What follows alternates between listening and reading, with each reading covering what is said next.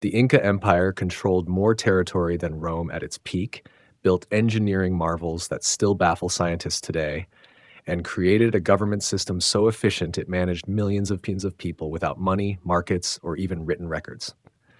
In this documentary, you'll discover how a small tribe in the Andes Mountains transformed into the largest empire in pre-Columbian America. Witness the incredible innovations that made Machu Picchu and countless other architectural wonders possible, and learn the shocking truth about how 168 Spanish conquistadors brought down a civilization of 10 million people. From the legendary founding of Cusco to the execution of the last Inca emperor, we're covering every major event, every brilliant achievement, and every tragic moment in the rise and fall of this extraordinary empire. But before we dive in, if you're new to this channel, consider hitting that like and subscribe button if this type of content helps you learn something new. Also, let us know where you're watching from and what time it is. We'd love to hear from you. So without further ado, let's begin, shall we? The death of Atahualpa. November 16th, 1532. The highland air grows thin with tension. Spanish steel catches the dying light as horses stamp nervous hooves on cobblestones. Their metal shoes ring like death bells through the plaza of Cajamarca. Atahualpa sits in his golden litter, carried by nobles whose hands shake with fear they cannot show. The Sapa Inca wears the crimson fringe of absolute power across his brow. Red feathers dance in the mountain wind. His empire stretches from the Pacific Ocean to the jungle's edge, from snow-capped peaks to coastal deserts. 12 million souls call him living God. Yet today, confusion clouds his dark eyes. These pale strangers speak of another god, one who died on wooden beams. They show him black marks on white leaves, claiming their deity lives within these scratches. Atahualpa has never seen writing. His empire runs on memory, on spoken word, on knotted strings that hold the weight of taxation and tribute. The Spanish priest steps forward. His black robes flap like vulture wings. Father Valverde extends the Bible toward the god emperor. Accept Christ, he demands through translators whose voices crack with terror. Submit to our king. Atahualpa takes the book. Leather binding feels strange in hands accustomed to gold cups and silver platters. He opens it, tilts his head, listens. Silence. The pages hold no voice, no spirit, no divine presence his trained senses can detect. He throws the holy book to the ground. Spanish cannons roar. Horses charge into crowds of unarmed nobles and servants. Steel swords slice through cotton armor and ceremonial feathers. The plaza fills with screams and the wet sounds of slaughter. In minutes, thousands lie dead or dying. Strong Spanish hands seize Atahualpa. Chains meant for animals now bind the wrists of a living god. The crimson fringe falls from his head, trampled under foreign boots. An empire that took centuries to build crumbles in a single afternoon. But this moment, this collision of worlds, begins long before Spanish ships touched American shores. It starts in mist-shrouded mountains where ancient peoples built something extraordinary, something that would make Spanish conquistadors weep at its beauty even as they destroyed it. Echoes in the Andes high in the Andes Mountains, where the air grows so thin that eagles struggle to soar, something magnificent once lived and breathed. The Inca Empire. Tawantinsuyu, they called it, the four regions united. A realm so vast that a runner carrying royal messages would need months to cross from end to end. Picture an empire stretching along South America's spine like a golden thread. From modern Colombia in the north to central Chile in the south, this domain covered more ground than Rome at its peak.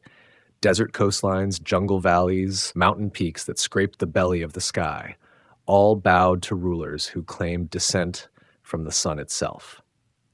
Yet most of what we think we know about the Incas comes wrapped in Spanish accounts, filtered through European eyes that saw only gold and heathen souls needing salvation. The truth lies deeper, hidden in stone walls that still stand after 5 centuries, in terraced hillsides that still feed families, in the Quechua words that millions still speak today. This was not just another ancient kingdom. The Incas built something unique in human history. An empire without money, without writing, without the wheel, yet more organized than anything Europe had produced. They moved mountaintops to create farmland. They carved stairs into cliff faces that still take your breath away. They created a society where hunger was rare and rebellion rarer still. But empires are fragile things built on the dreams and fears of mortal men. The Inca story begins not with conquest, but with survival, not with golden palaces, but with a small tribe fighting for its life in a violent world. Their rise from obscurity to continental dominance spans barely 3 centuries, lightning quick by the standards of civilizations. What made them different? How did mountain farmers become the masters of millions? Why did their empire fall so completely, so quickly, that Spanish chroniclers could barely believe what they had destroyed? The answers lie in the mists of prehistory, in the slow accumulation of wisdom and power that would eventually bloom into something the world had never seen before. Before the Incas, the Andes as a cradle. Long before Inca emperors walked the mountain paths, other peoples learned the secrets of high altitude survival. The Andes Mountains had been teaching hard lessons for thousands of years, lessons that would eventually shape the greatest native empire the Americas ever knew. The Norte Chico civilization built their cities when Egyptian pyramids were still fresh-cut stone. Along Peru's coast, they erected massive platform mounds without metal tools, without beasts of burden, without even pottery. Their people understood irrigation, astronomy, and the delicate art of making desert valleys bloom with cotton and beans. They left no written records, but their architectural ambitions whispered of things to come. In the misty highlands, the Chavin culture spread their influence like ripples in a highland lake.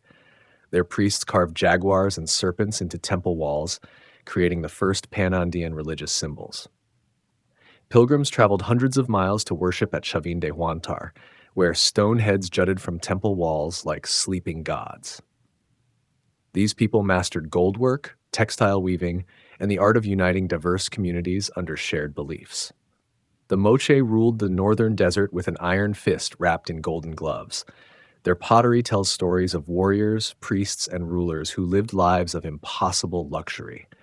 They built pyramids of adobe brick that still dominate the coastal plain. Their irrigation systems turned sand into gardens. Their roads connected mountain and sea. Yet internal strife and climate change brought them low, leaving only their stirring art as testimony to vanished glory. Further south, the Nazca people drew lines across the desert that only gods or airplanes could appreciate. Their priests read meaning in the patterns of wind-carved stone, in the flight paths of condors, in the seasonal dance of stars across the southern sky. They learned to find water in places that seemed bone-dry, to create textiles of impossible beauty, to work gold with techniques that modern craftsmen struggle to duplicate.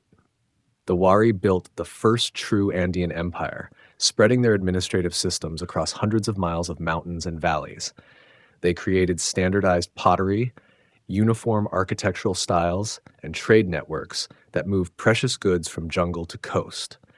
Their capital city housed perhaps 70,000 people, larger than most European cities of the time. Yet they too faded, leaving behind empty cities and half-forgotten administrative techniques. Finally came Tiwanaku, the mysterious kingdom beside Lake Titicaca's cold waters.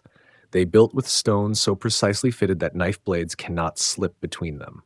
Their architects aligned temples with astronomical events, creating calendars in granite and andesite. They developed freeze-dried potatoes, raised crops on artificial islands, and created art that still inspires wonder in museum visitors worldwide. Each of these civilizations contributed something vital to the Andean toolkit of survival. Road building, terrace farming, textile production, administrative record keeping, religious unity, military organization. The future Incas would inherit all of these innovations, then combine them into something entirely new. But first, they had to survive their own humble beginnings in a small valley where bigger, stronger neighbors eyed their lands with hungry ambition. The Kingdom of Cusco, Foundations of Power. Cusco sits in a valley shaped like a puma, its head pointing toward the sacred peak of Sacsayhuaman. The Huatanay River runs through its heart like a silver thread connecting earth to sky. Here, in this high valley where the air tastes thin and sweet, a small tribe called themselves the Incas, the royal ones, the chosen people. But chosen by whom and for what purpose? In the 12th century, they were nobody special. Just another collection of families trying to scrape survival from rocky soil and thin air. Their neighbors included the Ayarmaca, the Pinagua, the Alcaviza, names now lost to history but once feared and respected throughout the region. The early Incas lived in simple stone houses, grew potatoes and quinoa on terraced plots, and herded llamas on highland pastures. They worshipped local mountain spirits, made offerings to springs and caves, and told stories about their ancestors around evening fires. Their lives followed the rhythm of seasons: planting time, growing time, harvest time, the long quiet months when snow covered the high peaks. Yet, even in these early days, something set them apart. Perhaps it was their location in the heart of the Andes, where trade routes naturally converged. Perhaps it was their skill at making alliances with smaller groups while avoiding direct confrontation with larger ones. Or perhaps it was simply luck, being in the right place when opportunity knocked. The Incas organized themselves into two main groups: Hanan Cusco and Hurin Cusco, the upper and lower divisions of their valley community. This dual organization would later become a hallmark of Inca administration, a way of balancing competing interests and preventing any single faction from gaining too much power. Their early rulers remain shrouded in legend. Did Manco Capac really lead them out of caves near Lake Titicaca? Did Mama Oclo teach women to weave while her husband taught men to farm? These stories matter less for their historical truth than for what they reveal about Inca values. They believed in divine leadership, in the importance of both male and female wisdom, in their special relationship with the natural world. Family connections meant everything in early Cusco. The Ayllu, extended family groups that shared common ancestors, formed the basic building blocks of society. Each Ayllu controlled certain lands, maintained specific shrines, and contributed labor for community projects. Marriage created alliances between different Ayllus, while adoption could bring outsiders into the family network. The Incas learned early that survival meant flexibility. When faced with stronger enemies, they retreated to mountain caves and hidden valleys. When opportunities arose, they formed alliances with distant groups who shared common enemies. They became masters of mountain warfare, using narrow passes and steep terrain to neutralize the advantages of larger forces. Their religion centered on reciprocity, the idea that humans, gods, and nature spirits were locked in an eternal exchange of gifts and obligations. Farmers fed the earth with offerings before planting. Rulers provided for their people in exchange for labor and loyalty. The dead continued to play active roles in family affairs. Their mummified bodies consulted on important decisions. These early centuries taught the Incas lessons they would never forget. Power was fragile and temporary. Success required constant attention to alliances and obligations. The mountain spirits who controlled weather, crops, and warfare needed to be honored and appeased. Most importantly, leadership meant service, caring for your people even at the cost of personal comfort. By 1200 CE, the kingdom of Cusco controlled perhaps a dozen villages and commanded the loyalty of a few thousand people. They were still small players in a crowded field of Andean politics, but they had learned to think like an empire, even while living like a tribe. The foundations were laid. Now they needed a leader who could build upon them. The first Inca, Manco Capac, and mythic origins. In the beginning, darkness covered the world like a heavy blanket. The sun had not yet learned to rise, the moon remained hidden, and humanity wandered in shadow, barely surviving on wild plants and raw meat. This was the time before time, when God still walked the earth and magic flowed like water through mountain streams. Viracocha, the creator deity, took pity on suffering humanity. He decided to give them leaders who could teach civilization's gifts: agriculture, weaving, architecture, and the proper ways to honor divine powers. From the sacred waters of Lake Titicaca, he called forth Manco Capac and Mama Oclo, children of Inti the sun god, brother and sister destined to become husband and wife. The divine siblings carried a golden staff given by their solar father. Travel north, Inti commanded, until you find the place where this staff sinks easily into the earth. There you will establish your kingdom and teach my children how to live as civilized beings. Manco Capac and Mama Oclo walked through the highlands for many months, testing the golden staff at every promising location. The metal remained stubbornly rigid until they reached a beautiful valley where a river ran clear and cold between gentle hills. Here, near a great outcropping of rock that would later hold the fortress of Sacsayhuaman, the staff sank into the earth as easily as a hot knife slides through llama fat. "This is the place," Manco Capac declared. Here we will build Cusco, the navel of the world. The brother king gathered the scattered tribes who lived in the valley like animals. He taught men to plant corn and potatoes, to build terraces on hillsides, to construct houses of fitted stone that would stand for centuries. He showed them how to make tools of bronze and gold, how to organize work crews for community projects, how to worship Inti with proper ceremonies and sacrifices. Meanwhile, Mama Oklo gathered the women. She taught them to spin wool and weave cloth, to prepare food that nourished both body and spirit, to raise children who would honor their ancestors and serve their community. Under her guidance, women learned the sacred arts that bound families together and preserved cultural knowledge across generations. This is the story the Incas told about their origins. But like all creation myths, it reveals more about their values than their actual history. The emphasis on divine legitimacy, on the civilizing mission of rulers, on the complementary roles of male and female leadership, these themes would shape Inca culture for centuries to come. Archaeological evidence suggests a more prosaic beginning.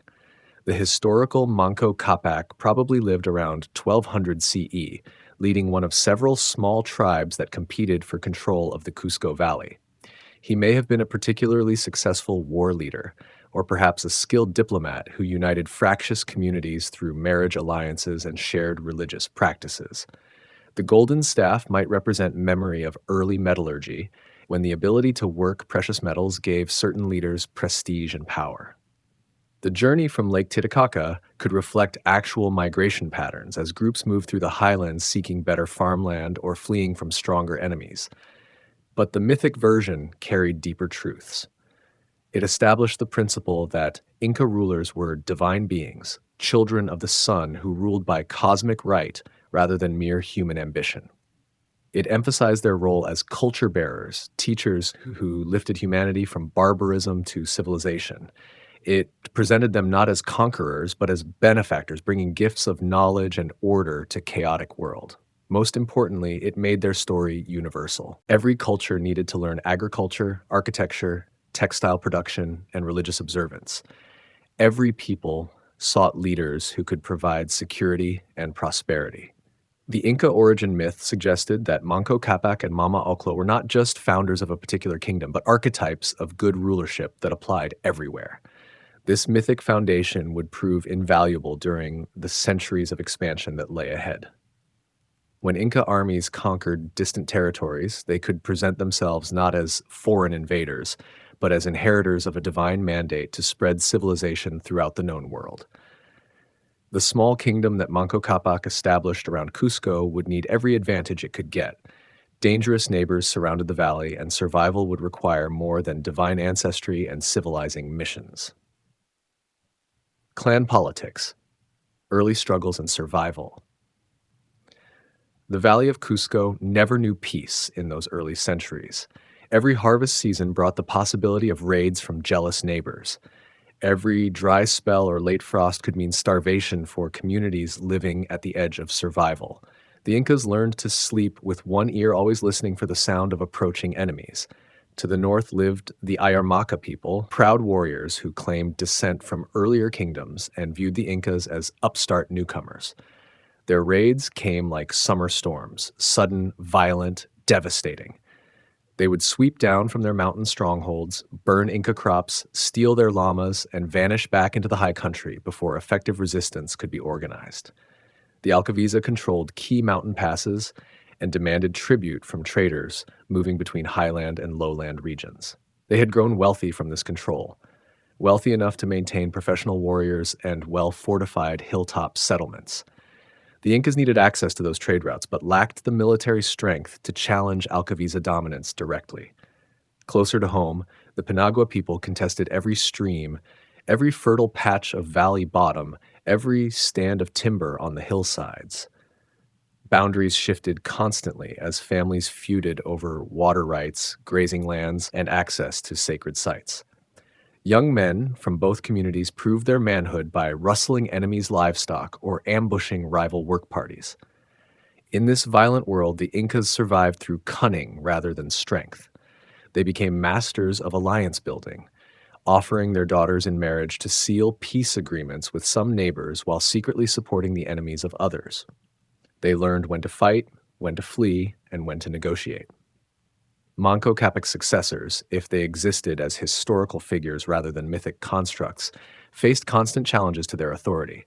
Sinchi Roca allegedly ruled for many years but left few traces in either legend or archaeology. Loka Yupanqui supposedly established diplomatic relations with distant communities, though the details remain murky. Maita Capac gained reputation as a great warrior, yet the kingdom remained small and vulnerable throughout his reign.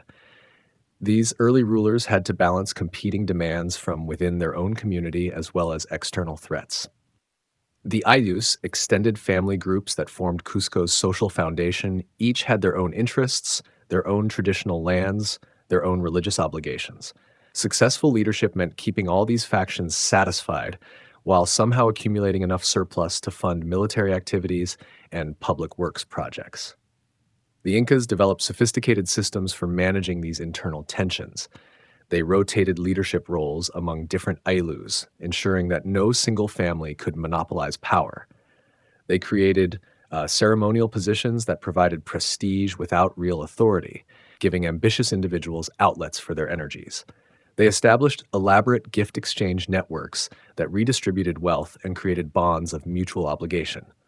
Religious practices helped maintain social cohesion during difficult times. Shared festivals celebrated successful harvests, honored ancestors, and reinforced community identity. Shamans performed healing ceremonies, divination rituals, and weather magic that gave people hope during droughts or military emergencies. The cult of royal ancestors provided continuity across generations as deceased rulers continued to own property and influence decisions through their living descendants. But religion could also create problems. Different Ayllus venerated different ancestors and maintained separate shrine networks. Competition over religious authority sometimes sparked internal conflicts that weakened the kingdom's ability to resist external threats. The early Inca rulers had to become priests as well as war leaders, managing complex ceremonial obligations, while somehow finding time to plan military campaigns and diplomatic initiatives. Trade provided another survival strategy. The Cusco Valley produced excellent potatoes, corn, and quinoa, but lacked many resources that people needed for comfortable lives. Coastal regions offered fish, seaweed, and exotic shells. Jungle areas provided gold, feathers, and medicinal plants. Highland communities controlled salt deposits, obsidian sources, and summer pastures for llama herds. The Incas positioned themselves as intermediaries in this complex exchange network. They established relationships with traders from distant regions, providing safe passage and local hospitality in exchange for shares of valuable goods. They developed specialized craft production, particularly in textiles and metalwork, that could be traded for items their valley could not produce locally. Military pressure gradually forced the Incas to become more organized and disciplined than their neighbors. They created age-grade societies that trained young men in warfare while teaching them loyalty to rulers and community. They established granaries and supply depots that could support longer military campaigns. They developed intelligence networks that provided early warning of enemy movements. Most importantly, they learned to think beyond simple survival. Each generation built on the achievements of the previous one, slowly accumulating the resources, knowledge, and institutional structures that would eventually support imperial expansion.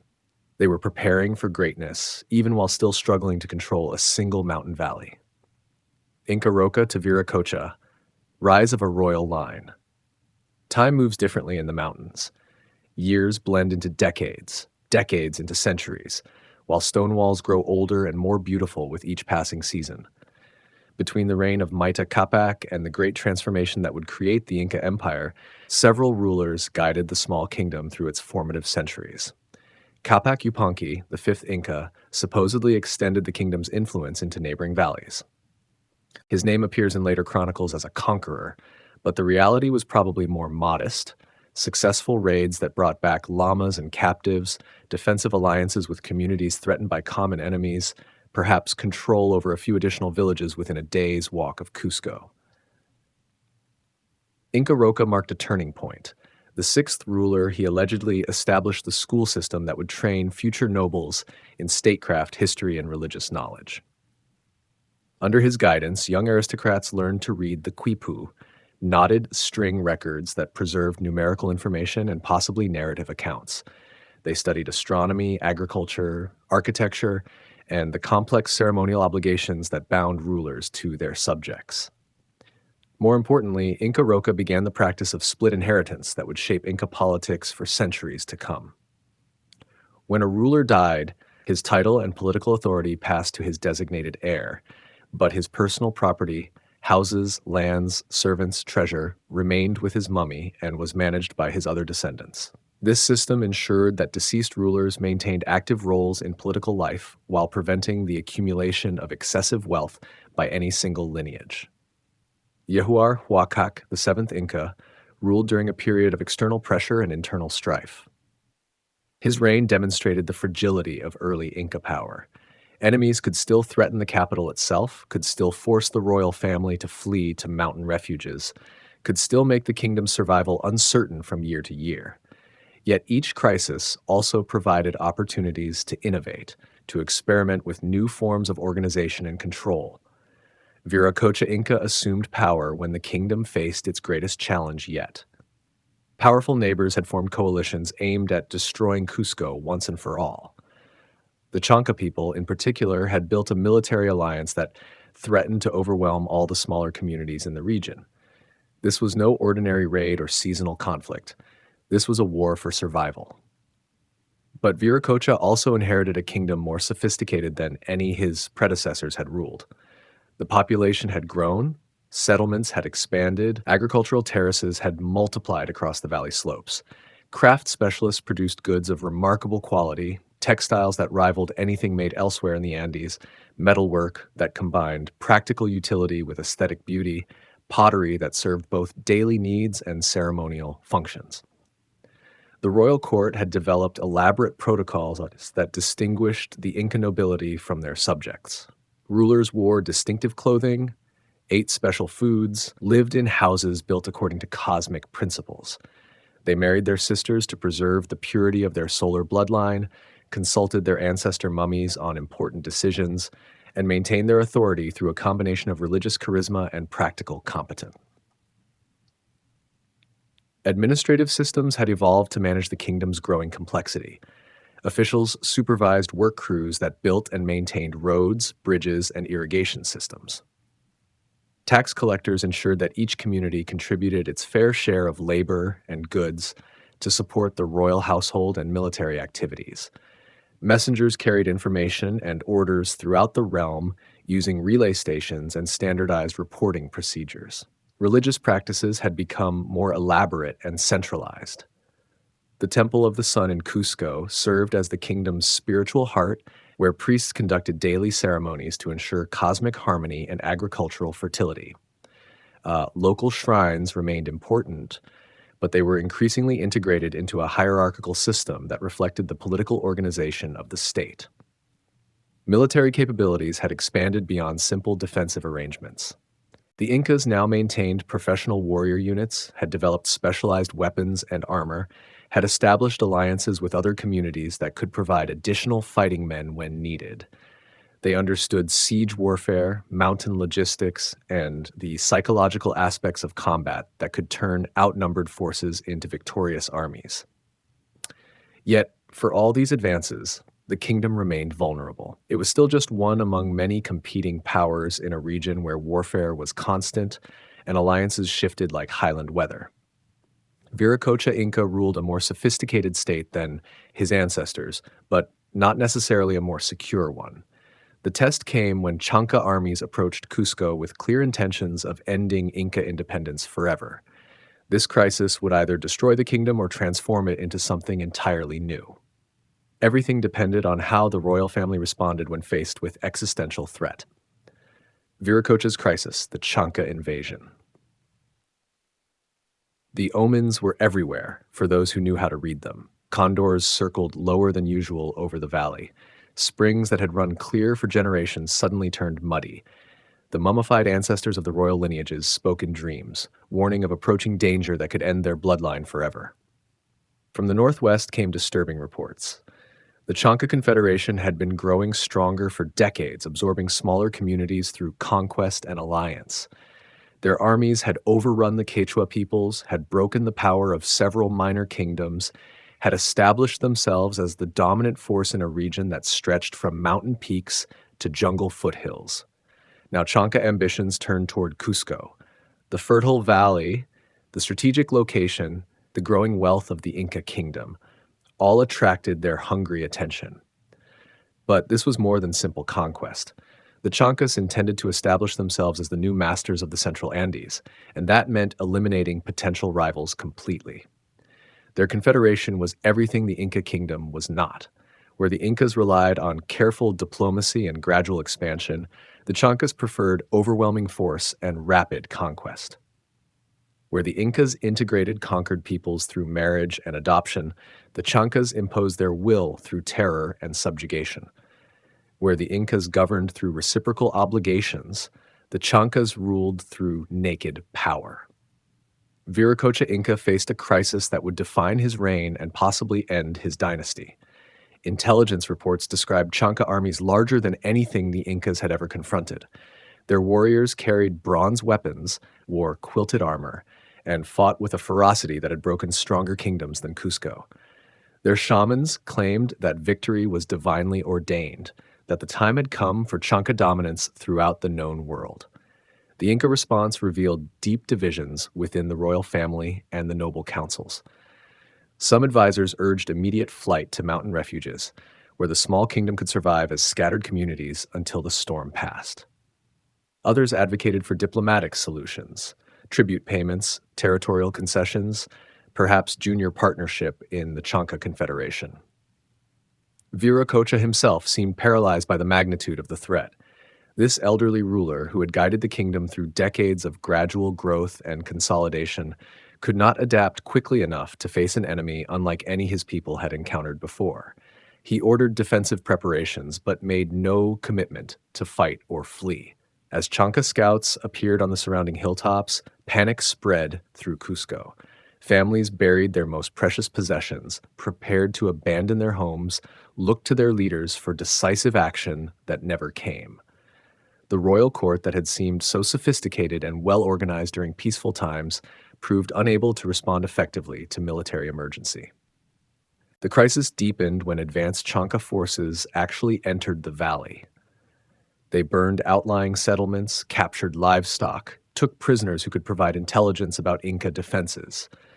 Still, Viracocha hesitated. Still, the divided noble councils debated courses of action. Still, the kingdom drifted toward destruction without clear leadership. But royal families produce unexpected heroes during desperate times. Viracocha had a son who would not accept defeat without a fight.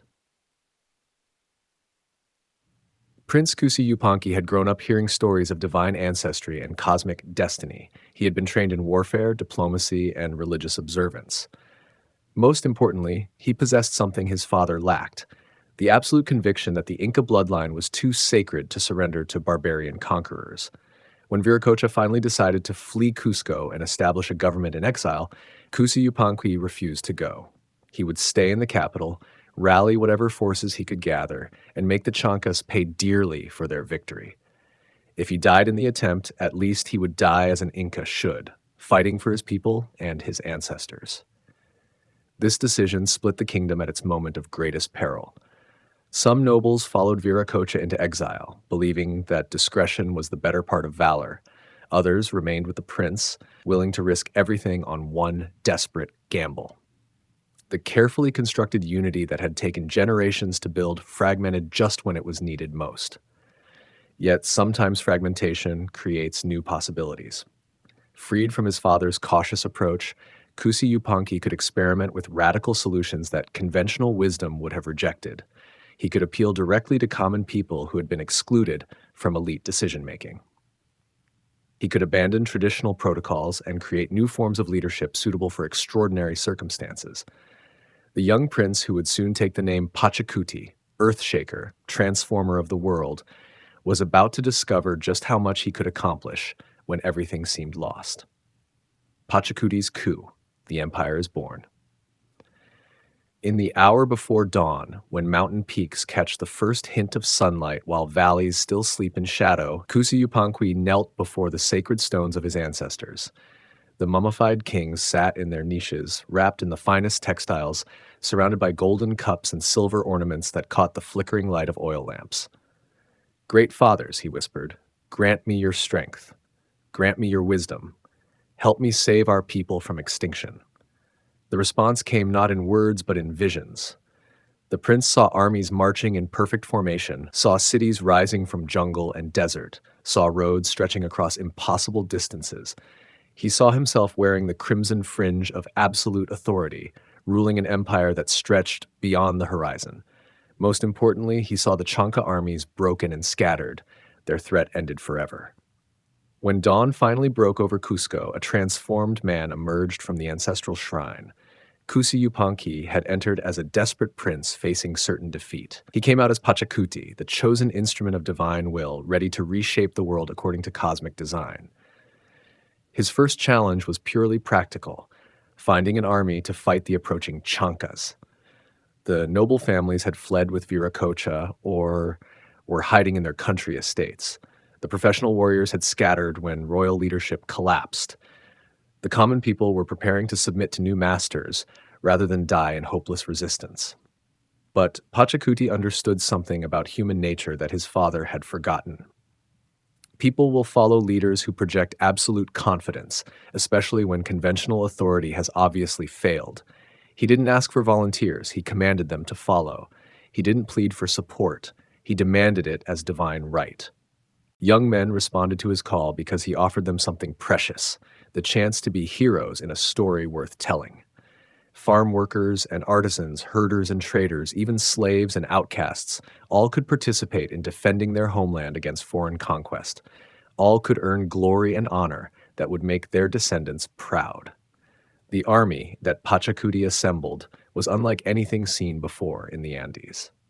It mixed social classes that traditionally never fought together. It included contingents from communities that had been enemies just months earlier. It operated according to new tactical principles that emphasized mobility, intelligence, and psychological warfare rather than simple frontal assault. More importantly, it fought for a new vision of what the Inca kingdom could become. Pachacuti didn't promise merely to survive the Chanca invasion. He promised to turn the tables completely, to make the Incas the dominant power in the region, to begin expansion that would eventually encompass the known world. The decisive battle took place on the plains outside Cusco, where Chanca forces had gathered for the final assault on the capital. Contemporary accounts describe divine intervention, the very stones of the battlefield rising up to fight beside Inca warriors, the sun god himself appearing to encourage his children, ancestral spirits joining the living in combat against foreign invaders. More likely, Pachacuti's victory resulted from superior intelligence, better tactics, and the desperate energy of people fighting for their survival. His forces struck at dawn when many Chanca warriors were still sleeping off victory celebrations. They coordinated attacks from multiple directions, preventing effective resistance. They showed no mercy to enemies who had threatened to destroy their entire way of life. The aftermath transformed more than military balance in the region. Pachacuti used his victory to justify sweeping changes in how the kingdom was organized and governed. He declared himself the new Sapa Inca, pushing aside his father's claims and establishing a precedent for rule by merit rather than simple inheritance. He reorganized the army along lines that would persist throughout the imperial period. Professional units replaced tribal militias. Standardized equipment and training created more effective fighting forces. Merit-based promotion allowed talented individuals to rise regardless of social background. Most importantly, military service became a pathway to social advancement that bound ordinary people to the royal dynasty. Administrative reforms followed military innovations. Pachacuti created new government positions responsible for specific aspects of state management: public works, religious ceremonies, tax collection, diplomatic relations. He established schools for training officials, codified legal procedures, and began the systematic recording of information using quipu systems. Religious changes were equally profound. Pachacuti elevated Inti, the sun god, to supreme position in the official pantheon while maintaining respect for local deities and ancestral spirits. He built or rebuilt temples throughout the kingdom, established priesthoods responsible for maintaining cosmic harmony, and created festival cycles that celebrated both royal power and community solidarity. But his most important innovation was conceptual. Previous Inca rulers had been content to govern a small kingdom in competition with similar neighbors. Pachacuti envisioned something entirely different, a universal empire that would bring all peoples under Inca rule, not through conquest alone, but through the superior civilization they could provide. This vision would drive expansion efforts for the next century, creating the largest native empire in the Americas. It began with one young man's refusal to accept defeat, his willingness to risk everything on an impossible dream. The earthquake had begun. Now it would reshape the entire continent. Cusco reimagined, the imperial capital. Walking through Cusco after Pachacuti's transformation was like entering a dream made stone. The old village of mud brick and thatch had vanished, replaced by something that seemed to bridge earth and sky.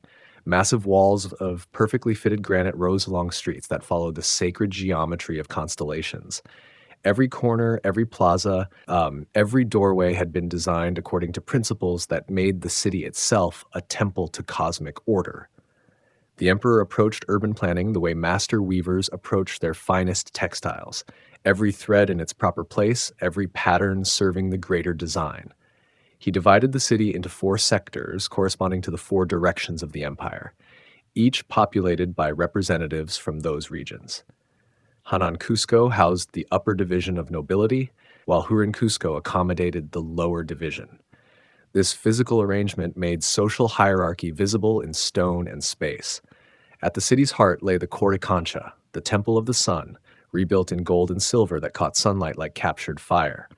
Here, priests conducted daily ceremonies that maintained harmony between human society and cosmic forces.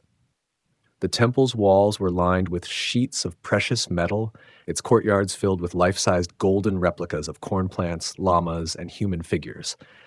Visitors from distant provinces gasped at wealth beyond their wildest imagination. But Pachacuti understood that true power lay not in golden displays, but in the systems that could produce and maintain such wealth. He rebuilt Cusco's water supply, creating underground channels that brought clean mountain water to every neighborhood. He designed plazas that could accommodate massive public gatherings, allowing the entire population to participate in religious festivals and royal ceremonies. The reconstruction employed thousands of workers who learned new techniques that would later be applied throughout the expanding empire. They mastered the art of cutting and fitting stone blocks so precisely that mortar became unnecessary. They developed lifting and transport methods that could move massive rocks up steep mountainsides. They created architectural styles that combined practical utility with aesthetic beauty. Royal palaces set new standards for luxury and sophistication. Each ruler built his own complex, complete with private gardens, ceremonial courtyards, and residential quarters for extended family members. These palaces competed with each other in architectural innovation, decorative elaboration, and sheer grandeur. Yet they also served practical functions as administrative centers where government business was conducted daily. The city's layout reflected Inca understanding of sacred geography. Important buildings were aligned with astronomical events, solstices, equinoxes, the rising and setting of significant stars. Streets followed sight lines that connected earthly structures with sacred peaks on the horizon. The very shape of the urban core resembled a puma, the powerful predator that symbolized royal authority.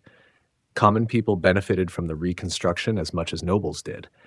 New neighborhoods provided better housing for craftsmen, traders, and service workers. Public granaries ensured food security during difficult seasons.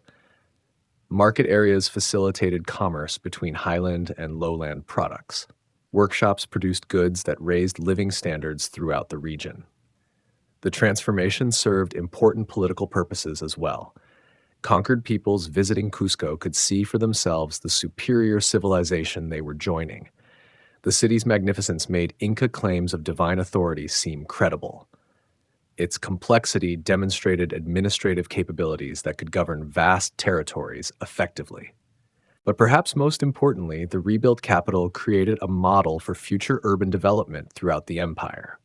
Cities from Ecuador to Chile would follow Cusco's example, adapting its principles to local conditions while maintaining architectural consistency that reinforced imperial unity.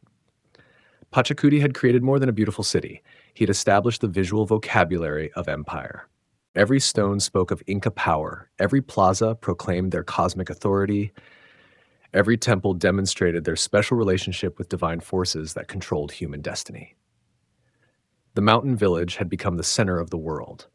Now it was time to make the world acknowledge that fact. Cusco reimagined, the imperial capital.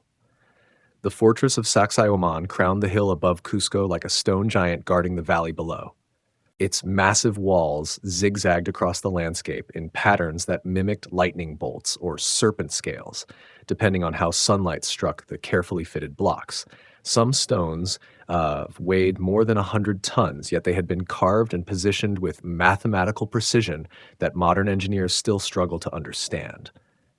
Pachacuti designed this fortress not merely for defense, but as a statement of imperial ambition. Enemies approaching Cusco would see those towering walls and understand immediately that they faced a power unlike anything they had encountered before.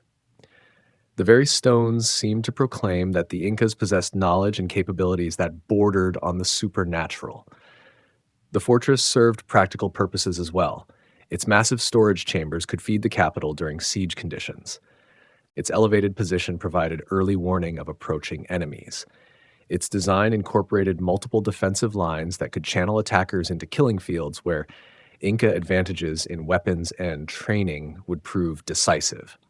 But Sacsayhuaman was only one element in a comprehensive urban design that transformed Cusco from regional capital to imperial center. Pachacuti approached city planning like a master strategist preparing for continental conquest. Every street, every building, every public space served multiple purposes that supported his expanding ambitions. The emperor drained the marshy areas where two rivers converged, creating new land for construction while improving the city's health and appearance. He diverted waterways to create more dramatic settings for important buildings. He established parks and gardens that demonstrated Inca ability to make mountain valleys bloom with flowers and fruits from every climate zone they controlled. Workshops and residential areas were organized according to craft specializations and ethnic origins. Goldsmiths clustered in one neighborhood, textile workers in another, pottery makers in a third. Each group maintained its traditional techniques while adapting to Inca aesthetic standards and production requirements. The result was a city that could produce luxury goods rivaling anything made elsewhere in the Americas. The road system that would eventually span the entire empire began in Cusco's central plaza. 4 highways stretched toward the cardinal directions, connecting the capital with distant provinces and creating the transportation network that made imperial administration possible. These roads were more than practical infrastructure. They were symbols of Inca ability to impose order on chaotic geography. Religious architecture reached new heights of sophistication and grandeur. In addition to the Golden Temple of the Sun, Pachacuti built or rebuilt dozens of shrines, chapels, and ceremonial complexes throughout the city.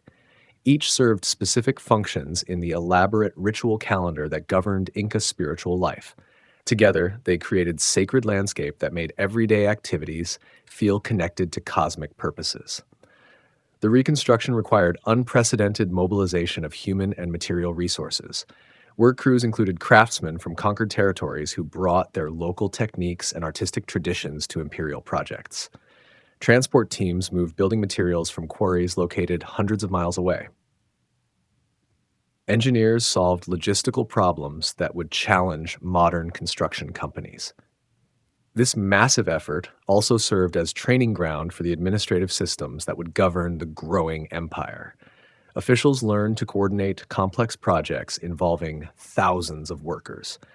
They developed record-keeping methods that could track resources, schedules, and quality standards. They created hierarchical command structures that could implement imperial policies efficiently across vast distances.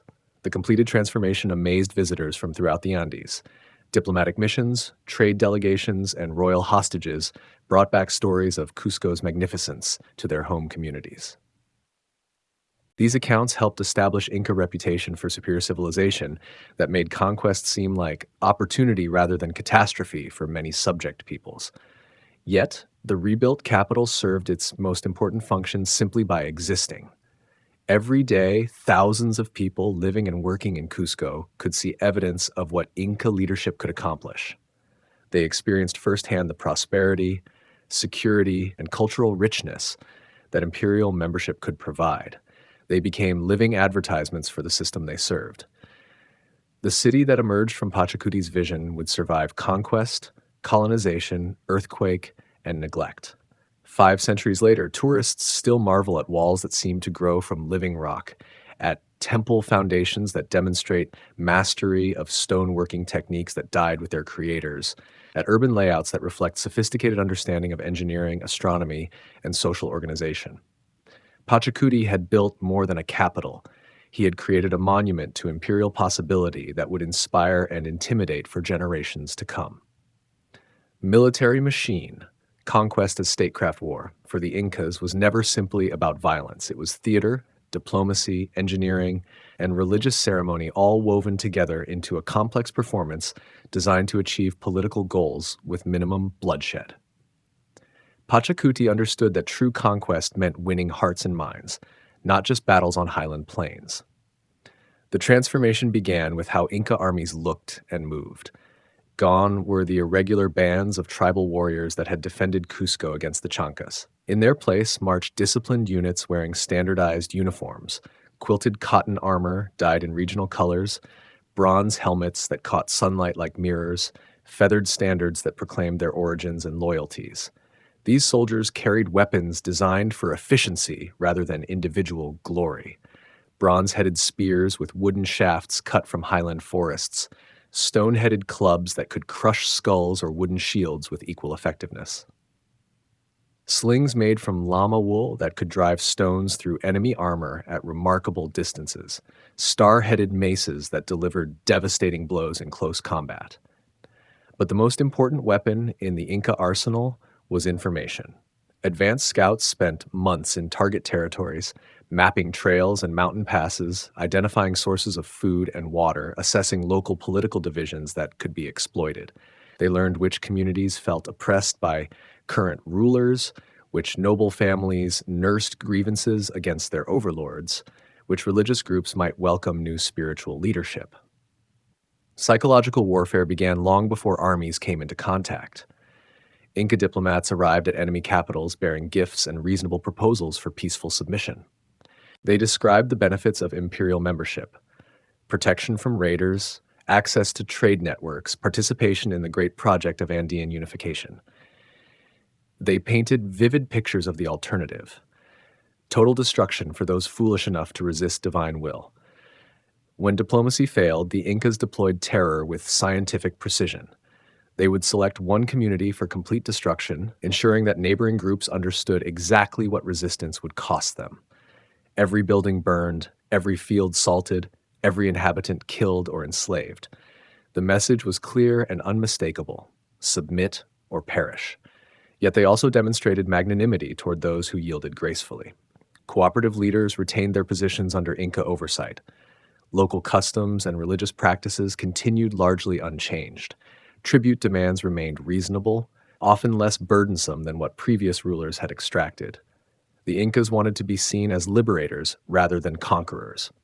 Military organization reflected broader imperial principles of administrative efficiency and social integration. Each unit combined soldiers from different ethnic backgrounds, preventing any single group from developing dangerous solidarity. Officers advanced through merit rather than birth, creating incentives for loyalty and competence. Veterans received land grants and other rewards that bound them to the imperial system. The army served as a school for imperial citizenship. Young men from recently conquered territories joined Inca units where they learned Quechua language, imperial customs, and proper religious observances. They formed friendships with peers from distant provinces, creating personal bonds that transcended local loyalties. They returned home as agents of cultural integration. Logistical capabilities enabled campaigns across vast distances and challenging terrain. The growing road network allowed rapid movement of troops and supplies. Relay stations provided fresh food, replacement equipment, and communication services. Specialized engineering units could bridge rivers, tunnel through mountains, or construct siege equipment from local materials. The Incas pioneered combined arms tactics that maximized their technological advantages. Slingers provided long-range bombardment while spear units advanced in tight formations. Club fighters exploited gaps in enemy lines created by missile troops. Reserves waited to exploit breakthroughs or cover retreats. Commanders coordinated these different elements through visual signals and messenger systems. Naval operations, though limited, demonstrated typical Inca adaptability. Along the Pacific coast, they constructed ocean-going rafts capable of carrying substantial cargo loads. These vessels explored offshore islands, established trade connections with distant coastal communities, and provided logistics support for land campaigns. Some evidence suggests they may have reached islands hundreds of miles from shore. But conquest was never an end in itself. It was the beginning of a deeper transformation process. Newly acquired territories underwent systematic reorganization designed to integrate them fully into the imperial structure. Local elites were educated in Cusco, where they learned to see themselves as Inca nobles rather than conquered foreigners. Their children were raised in imperial schools, ensuring that future leadership would be thoroughly acculturated. Population transfers mixed ethnic groups to prevent rebellions based on regional identity. Skilled craftsmen were relocated to areas where their talents were most needed. Agricultural specialists introduced new crops and farming techniques that increased productivity. Religious teachers established shrines to imperial deities while respecting local spiritual traditions. The military machine that Pachacuti created would drive expansion for the next century, adding new territories and peoples to the empire at an unprecedented pace. Yet its greatest achievement was not conquest, but integration, the transformation of diverse Andean cultures into a unified civilization that would amaze Spanish invaders with its sophistication and complexity. War had become statecraft, conquest had become cultivation, and military victory had become the foundation for something much greater than any previous Andean civilization had achieved. Sapa Inca, the Divine Emperor. In the heart of Cusco, within walls that seemed carved from single stones, lived a man who was not quite a man. The Sapa Inca, child of the sun, walked on ground his feet were never meant to touch. Others did that for him. When the divine emperor moved through his capital, servants swept the path clean and laid fine cloth before each step. Everything his lips touched became sacred, never to be used again. Everything his hands brushed turned holy, requiring special disposal. His very presence transformed the ordinary world into something blessed and dangerous. The title Sapa Inca meant unique Inca, and this uniqueness shaped every moment of imperial life. Only the emperor could wear certain colors, certain patterns, certain ornaments. The royal fringe that hung across his forehead contained threads of gold so fine they seemed spun from sunlight itself. Each thread represented a victory, a conquered people, a year of divine rule. Royal meals became rituals of cosmic importance. Golden plates held foods from every corner of the empire. Fish from distant oceans, fruits from jungle valleys, grains from high plateaus. The emperor tasted each realm he ruled with every bite. What he couldn't finish was burned, its smoke carrying royal essence back to the sun. Marriage for the Sapa Inca followed rules that would seem impossible to outsiders, but made perfect sense within Inca logic. His primary wife was his sister, preserving the divine bloodline's purity. Secondary wives came from noble families across the empire, creating bonds of kinship with every major region. Some years saw hundreds of women enter the royal household, each marriage cementing political alliances that words alone could never guarantee. The emperor's children numbered in the hundreds, perhaps thousands. Sons received education in warfare, administration, and religious duties. Daughters learned textile arts, religious ceremonies, and the subtle politics of royal courts. Many would never meet their father face to face, but all carried his divine essence. Death held no terror for the Sapa Inca because death, in the conventional sense, would never come. When the emperor's earthly body failed, skilled priests preserved it through techniques that remain mysterious today.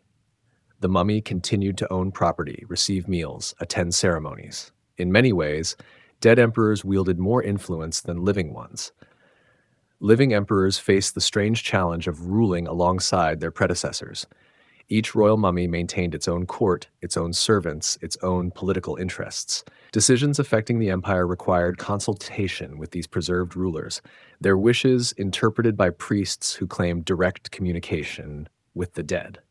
This system created peculiar pressures. New emperors inherited power, but not property. Each Sapa Inca had to build his own palaces, conquer his own territories, establish his own legacy. The empire grew not from unified planning, but from each ruler's need to surpass his ancestors' achievements.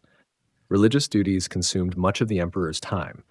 Daily rituals began before dawn with prayers to Inti, the sun god who was both father and brother to the Sapa Inca.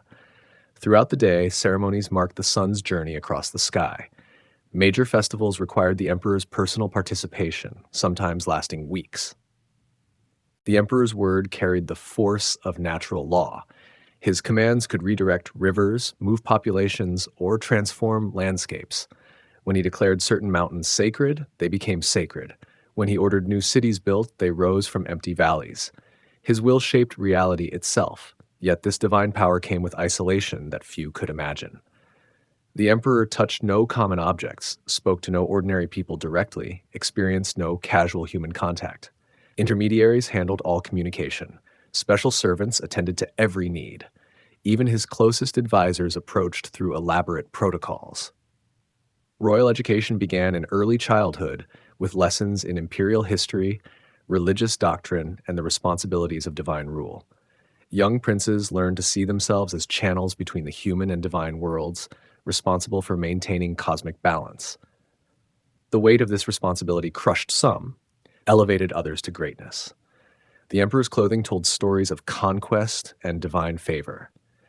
Each garment required months to create, woven from the finest materials by chosen women who dedicated their lives to this sacred craft. Feathers from rare birds, threads of pure gold, colors that existed nowhere else in the empire. To see the Sapa Inca was to witness divinity made visible. When the emperor traveled, entire cities emptied to catch glimpses of his litter. The royal chair, carried by specially trained bearers, moved so smoothly it seemed to float above the ground.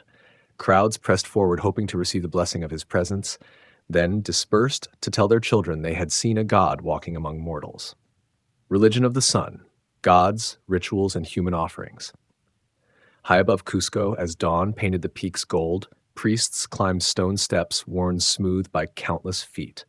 They carried sacred objects wrapped in fine cloth, their voices joining in songs older than memory. The sun was rising, and the children of the sun had work to do. Inti, the sun god, ruled the Inca universe with warm authority. Neither distant nor cruel, he showed his favor through harvest, his displeasure through drought. Every sunrise brought his blessing, every sunset his temporary departure to light other worlds. The Sapa Inca, as Inti's earthly son, served as the bridge between divine will and human need. But Inti shared his realm with other powers. Viracocha, the creator god, dwelt in cosmic spaces beyond the sun's reach. Ancient and mysterious, he had shaped the world from darkness and chaos, breathing life into stone figures that became the first people.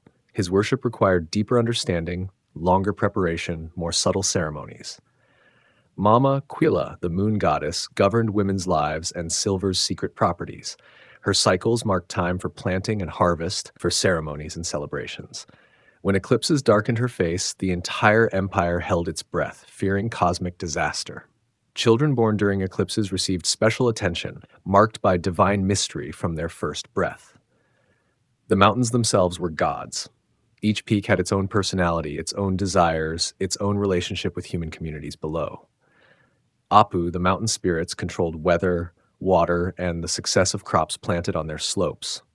Some peaks were gentle grandfathers, others stern judges, still others dangerous young warriors prone to sudden anger. Sacred sites dotted the landscape like stars scattered across the earth. Huacas could be rocks, springs, caves, or ancient ruins. Each had its story, its proper offerings, its calendar of ceremonies. Pilgrims traveled hundreds of miles to visit the most powerful huacas, seeking healing, guidance, or simply the blessing of proximity to divine power. The most important huaca stood in Cusco's heart.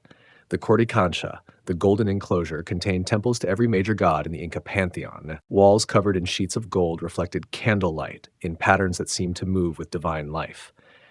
Here, the most precious offerings disappeared into sacred flames that carried human prayers to celestial courts. Festivals marked the year's rhythm with celebrations that transformed entire cities. Inti Raymi, the festival of the sun, brought thousands to Cusco for days of dancing, feasting, and ceremony. The emperor himself participated, his presence ensuring the sun's continued favor for another year. Music echoed from stone walls while llamas garlanded with flowers walked in procession through streets carpeted with flower petals. Kapak Hucha, the royal obligation, represented the most serious religious commitment the empire could make. When droughts threatened, when earthquakes shook the mountains, when unusual events suggested divine displeasure, the most precious offerings were required. Children chosen for their beauty and perfection traveled from distant provinces to participate in ceremonies that would ensure cosmic balance. These children, dressed in finest textiles and adorned with gold and silver, understood their role in maintaining universal harmony. Fed special foods, taught special prayers, they became sacred beings whose sacrifice would nourish the gods and protect their people. Archaeological evidence from high mountain sites reveals their final moments, preserved by cold and altitude, showing faces peaceful in eternal sleep. Priests formed a hierarchy as complex as the civil administration. At the top, the high priest of Inti was often the emperor's brother or close relative. Below him, specialized priests served different gods, maintained different temples, performed different rituals. Training began in childhood and lasted decades, involving memorization of countless prayers, songs, and procedures. Women served as priestesses in temples dedicated to female deities. The Akla, chosen women, devoted their lives to weaving sacred textiles, preparing ritual foods, and maintaining temple fires that were never allowed to die.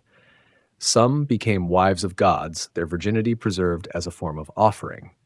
Others married nobles or even the emperor himself, had their sacred status enhancing their children's divine inheritance.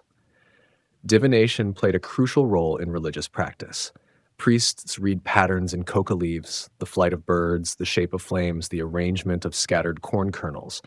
Every major decision, from military campaigns to agricultural planning, required divine approval obtained through these ancient techniques.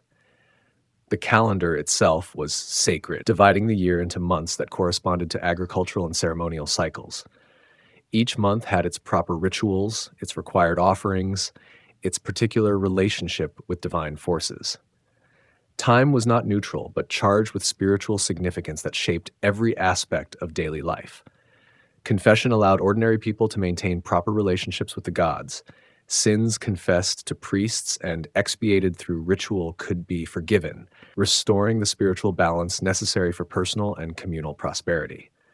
The concept of sin included not just moral failings, but ritual errors, forgotten obligations, and violations of social harmony. Dreams provided another channel for divine communication. Skilled interpreters analyzed the dreams of emperors, nobles, and commoners, finding messages that guided personal decisions and state policies. Some dreams were so important they influenced the timing of wars, the location of new cities, or the choice of imperial heirs. Engineering wonders, roads, bridges, and quipu.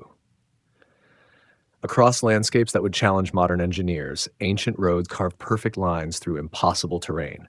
They climbed cliff faces, crossed raging rivers, tunneled through solid rock. No wheeled vehicles would ever travel these paths, yet they connected an empire spanning a continent. The Kapak Nyan, the royal road system, stretched over 25,000 miles through some of Earth's most challenging geography. From coastal deserts where rain never fell to jungle valleys where it never stopped, from high plateaus where oxygen ran thin to deep canyons where eagles nested, these roads made the impossible routine. Two main routes formed the system's backbone. The Highland Road followed the Andes spine, staying high where the air was thin but the path was direct.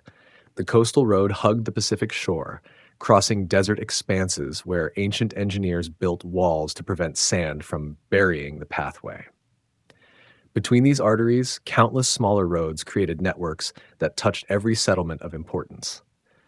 Construction techniques varied with terrain but maintained consistent quality throughout. In rocky areas, workers carved steps directly into living stone, creating staircases that rose hundreds of feet in single climbs. Where softer ground allowed, they built raised causeways lined with stone blocks fitted so precisely that no mortar was needed. Drainage systems channeled water away from roadbeds, preventing erosion that might close vital links. Bridges represented the system's most dramatic achievements. Where rivers ran wide and calm, pontoon bridges made from woven reeds could be assembled quickly and replaced as needed. But mountain torrents required more permanent solutions that pushed engineering knowledge to its limits. Suspension bridges spanned chasms that seemed to split the world itself. Made entirely from plant fibers, twisted into cables thicker than a man's body, these bridges swayed in mountain winds but carried loads that would strain modern materials. The bridge across the Apurimac River, nearly 500 feet long, inspired such awe that Spanish conquistadors initially refused to cross it. Construction of these bridges required communities to work together in ways that built social bonds along with physical structures. Families specialized in gathering specific plants, processing fibers, or weaving cables. The annual renewal of major bridges became festivals that celebrated both engineering skill and community cooperation. Maintenance of the road system employed thousands of workers organized into rotating shifts. Each community along the routes provided labor for specific sections, repairing damage from earthquakes, floods, or simple wear. Rest houses spaced a day's walk apart offered shelter and supplies for official travelers. The Shaski, the imperial messengers, made this vast network come alive with information. Running in relays, they could carry news from one end of the empire to the other in just days. Each runner memorized his message perfectly, since writing as other civilizations knew it didn't exist in the Inca world. Instead, the Incas developed quipu, a system of recording information using knotted strings that remains partially mysterious today. Strings of different colors, thicknesses, and materials hung from main cords in patterns that encoded complex data. Numbers, dates, census information, tribute records, even historical narratives could be preserved in these portable databases. Quipu Kamayok, the knot keepers, spent years learning to create and read these string records. Different regions developed variations in technique, but all followed basic principles that made Quipu readable across the empire. Colors often represented categories: yellow for gold, white for silver, red for warriors. The position of knots indicated values. Their types showed relationships between different pieces of information. Some quipu recorded simple numerical data like population counts or tribute payments. Others contained complex narratives about historical events, religious ceremonies, or legal decisions. The most skilled quipu Kamayok could encode poetry, songs, and entire legal codes in their knotted strings.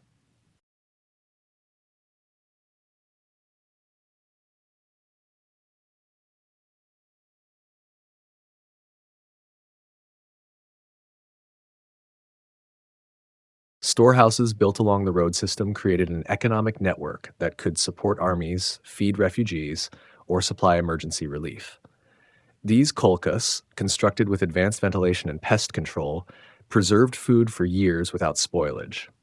Freeze-dried potatoes, dried meat, and other preserved foods stocked warehouses throughout the empire. The engineering principles behind these storage facilities rival modern techniques. Stone foundations prevented moisture from reaching stored goods. Thick walls provided insulation against temperature changes.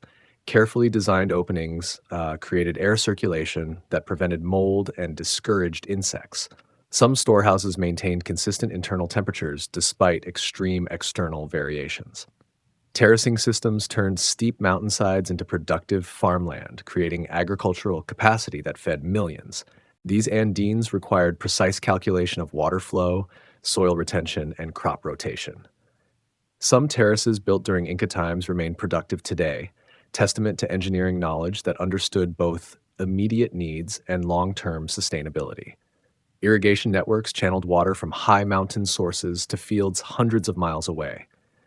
Canals carved into cliff faces carried water across seemingly impossible gradients. Underground channels called puquios moved water through desert regions where surface flow would evaporate. These systems required mathematical precision that suggests sophisticated understanding of hydraulic principles. Urban planning in Inca cities reflected the same engineering excellence found in roads and bridges. Cusco's layout followed astronomical alignments that connected earthly architecture with cosmic patterns. Drainage systems prevented flooding even during heavy rains. Water supply systems brought fresh water from mountain springs to every neighborhood. The llama, perfectly adapted to high-altitude travel, made this entire system economically viable. Packed trains could carry supplies to altitudes where humans struggled to breathe. These gentle creatures required little food or water, could carry substantial loads, and provided wool, meat, and fuel when needed. Without llamas, the Inca road system would have been impressive, but economically useless. Topa Inca Yupanqui, the Golden Expansion. When Topa Inca took power, maps of the known world would have shown an empire already vast beyond imagination. When he died, those maps would need complete redrawing. The son who had learned warfare at his father Pachacuti's side possessed an appetite for conquest that would make him the greatest empire builder in the Americas. His reign began with consolidation of recent gains, but soon turned toward horizons that seemed impossibly distant. The northern provinces of Ecuador beckoned with promises of gold and emeralds. The southern deserts of Chile offered new peoples to incorporate, new resources to exploit. The eastern jungles whispered of tribes who had never heard of Inca power. The northern campaigns showcased Topa Inca's strategic brilliance. Rather than advancing in a single massive column that enemies could track and prepare for, he divided his forces into multiple armies that converged on objectives from different directions. This strategy confused enemies and prevented them from concentrating their defenses effectively. The conquest of Quito required months of careful preparation. The city sat in a valley surrounded by mountains, with only a few approaches suitable for large armies. Topa Inca's engineers spent weeks building roads that would allow his forces to attack from unexpected directions. When the assault came, defenders found themselves surrounded by enemies who seemed to have emerged from the mountains themselves. Victory at Quito opened pathways to the coast and access to trade networks that stretched to distant lands. Gold and emeralds flowed south to Cusco, but more importantly, new peoples brought new knowledge. Coastal fishing techniques, jungle agriculture, mountain mining methods, each conquest added to the empire's growing collection of useful skills. The southern campaigns proved even more challenging. The Atacama Desert stretched for hundreds of miles, dry as bone and seemingly lifeless. Most armies would have turned back at the first glimpse of this wasteland, but Topa Inca saw opportunity where others saw impossibility. Advanced teams spent months establishing supply depots along routes through the desert. Water sources, sometimes just seeps in rocky outcrops, were carefully mapped and protected. Local guides, recruited through diplomacy or force, shared knowledge of paths that avoided the worst hazards.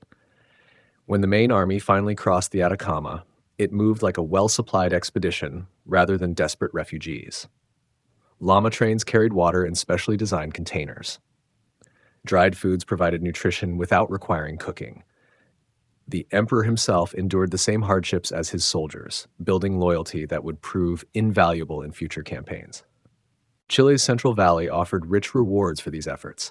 Agricultural communities that had never imagined threats from the north suddenly faced incorporation into an empire they had never heard of. Most submitted peacefully, overwhelmed by demonstrations of organizational power they couldn't hope to match. But Topa Inca's most mysterious expedition led neither north nor south but west, across the Pacific Ocean itself. Spanish chronicles, written decades later, preserve tantalizing hints of voyages to islands that some scholars identify with Polynesia. Whether these accounts represent actual expeditions or mythical journeys remains hotly debated. The stories describe fleets of balsa rafts carrying hundreds of warriors across ocean distances that should have been impossible to navigate. Months at sea, guided by stars and currents known only to master navigators. Landfalls on islands where strange peoples lived, battles fought on beaches where palm trees replaced mountain peaks. Archaeological evidence from Pacific Islands includes artifacts that might support these accounts: stone tools of Andean origin, plants that originated in South America, even genetic markers that suggest ancient contact between Polynesian and Andean populations. If true, these voyages would rank among history's most remarkable achievements in ocean exploration. The eastern campaigns into the Amazon basin proved most difficult of all. Jungle warfare favored defenders who knew every tree, every stream, every hiding place. Diseases unknown in the mountains struck down warriors who had survived desert crossings and high-altitude battles.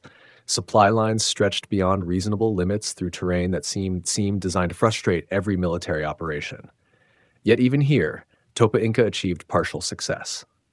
Forward bases established on jungle rivers allowed limited penetration into regions that had seemed completely inaccessible. Trade relationships with jungle peoples brought exotic products back to Cusco: rare feathers, medicinal plants, woods so hard they could be carved like stone. These eastern expeditions may have contributed to later Spanish confusion about golden cities in the jungle. Jungle peoples, observing Inca wealth and power, possibly exaggerated reports of mountain gold to deflect attention from their own territories. These stories, filtered through multiple languages and cultural assumptions, might have inspired the El Dorado legends that drive Spanish exploration for centuries. Administration of this vastly expanded empire required innovations in governance that built on Pachacuti's foundations. Topa Inca established regional capitals in conquered territories, each with its own administration, but all reporting to Cusco. This system allowed local flexibility while maintaining central control. The decimal system of population organization expanded to accommodate millions of new subjects. Local leaders who submitted peacefully found themselves incorporated into imperial hierarchy with ranks and privileges that made cooperation attractive. Those who resisted faced replacement by administrators chosen for loyalty rather than local connections. Cultural integration proceeded along established patterns, but on unprecedented scale. Thousands of young nobles from conquered regions traveled to Cusco for education that would bind them to imperial interests. Quechua spread as the language of advancement, creating communication networks that spanned continents. By his death, Topa Inca had created an empire that stretched over 2,500 miles from north to south and included populations that spoke dozens of languages, practiced hundreds of local customs, and lived in environments ranging from tropical rainforest to Arctic tundra. No empire in the Americas had ever approached this size or complexity. His legacy included not just territorial expansion, but institutional innovations that would outlast the empire itself. Road networks that connected previously isolated regions, administrative systems that could govern diverse populations, and cultural practices that blended highland and lowland traditions into something entirely new.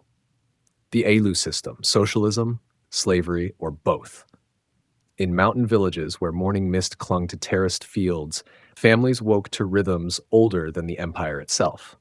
The ALU, the kinship group that formed society's foundation, began each day with rituals that connected past, present, and future in bonds stronger than imperial law. These extended families, sometimes numbering in the hundreds, claimed descent from common ancestors whose mummified remains still participated in family decisions. Property belonged not to individuals, but to the group, passed down through generations like precious heirlooms. Land could not be bought or sold because land was family, and family was sacred. The AILU system provided security that individuals could never achieve alone. When harvests failed, stronger members supported weaker ones. When illness struck, healers from the extended family provided care. When young people married, the entire group contributed to establishing new households. No one faced life's challenges without community support, but this security came with obligations that shaped every aspect of daily life. Individual desires yielded to group needs. Personal property remained limited to clothing, tools, and small household items. Major decisions required consensus that could take days to achieve. Privacy, as modern people understand it, barely existed. Work followed patterns that distributed labor according to age, gender, and ability rather than personal choice. Men handled heavy construction, long distance trade, and military service. Women managed household production, childcare, and textile creation. Children learned through participation, gradually taking on responsibilities that prepared them for adult roles. The concept of individual ownership of productive resources seemed as foreign to ALU members as collective ownership seems to modern capitalists. Fields, flocks, and tools belonged to families, not persons. Inheritance followed complex rules that maintained group cohesion rather than individual wealth accumulation. When the Inca state imposed the mita labor obligation, it built on existing patterns of community cooperation. Each Ailu contributed workers for imperial projects according to its size and resources. These workers received food, housing, and tools from imperial stores, returning home with new skills and broader perspectives. For many participants, Mita service provided opportunities unavailable in their home communities. Young people learned crafts, languages, and customs from other regions. Some impressed imperial administrators and received appointments to positions of responsibility. A few even married into noble families, elevating their entire Alu's status. The state's role in this system created tensions that scholars still debate. Imperial administrators conducted regular censuses, dividing populations into decimal units that ignored traditional Ailu boundaries. Tax obligations calculated at the state level might not correspond to local assessment of fair contribution. Some communities found imperial demands lighter than traditional obligations. State storehouses provided emergency supplies during famines that might have devastated isolated Alus. Imperial roads connected remote villages to markets and opportunities they had never imagined. Military protection freed communities from constant warfare with neighbors. Other groups experienced imperial rule as oppressive burden that disrupted ancient practices. Forced relocation separated families from ancestral lands where their mummies rested. Military conscription took young men away during planting and harvest seasons.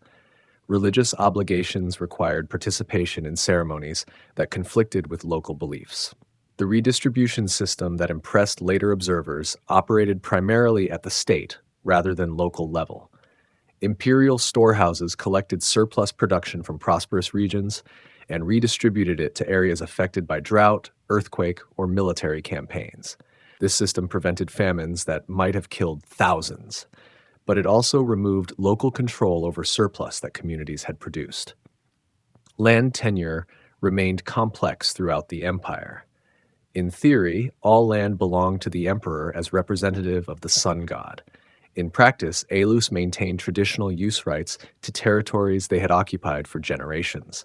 New lands conquered by the empire were divided between the state, the religious establishment, and local communities according to formulas that varied by region.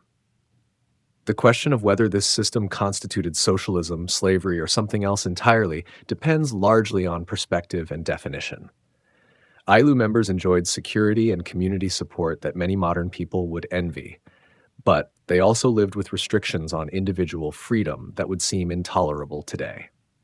Comparison with other historical systems reveals both similarities and differences. The collective ownership and mutual support resembled aspects of early socialism, but the rigid social hierarchy and imperial control differed significantly from socialist ideals.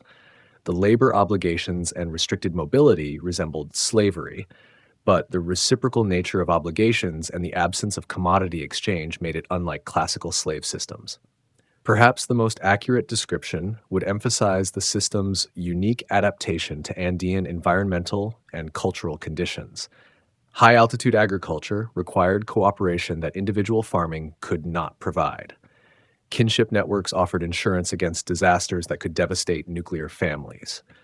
Religious beliefs that emphasized reciprocity and balance supported economic practices based on mutual obligation rather than individual accumulation. The system's success can be measured by its longevity and adaptability. Ailu organization survived the Spanish conquest, adapted to colonial conditions, and persists in modified forms today. Many modern Andean communities still practice collective land tenure, cooperative labor, and extended family decision-making that trace their origins to pre-Columbian traditions. Yet this success came at costs that should not be ignored. Individual creativity and innovation faced constraints that might have limited technological and cultural development. Social mobility, while not impossible, remained restricted by birth and community position. Alternative ways of organizing society received little opportunity for experimentation or development. The Mita system, in particular, created precedents that Spanish colonizers would later exploit with devastating effect. The colonial Mita, which forced indigenous workers into deadly silver mines, perverted traditional concepts of reciprocal obligation into something approaching slavery. What had been community service became individual exploitation. Understanding the Ailu system requires appreciation for values that differed fundamentally from those that drive modern societies. Security mattered more than opportunity, community more than individual achievement, stability more than innovation. These were not necessarily inferior values, but they created a society that functioned according to different principles than those familiar to contemporary observers. Huayna Capac, peak of the empire.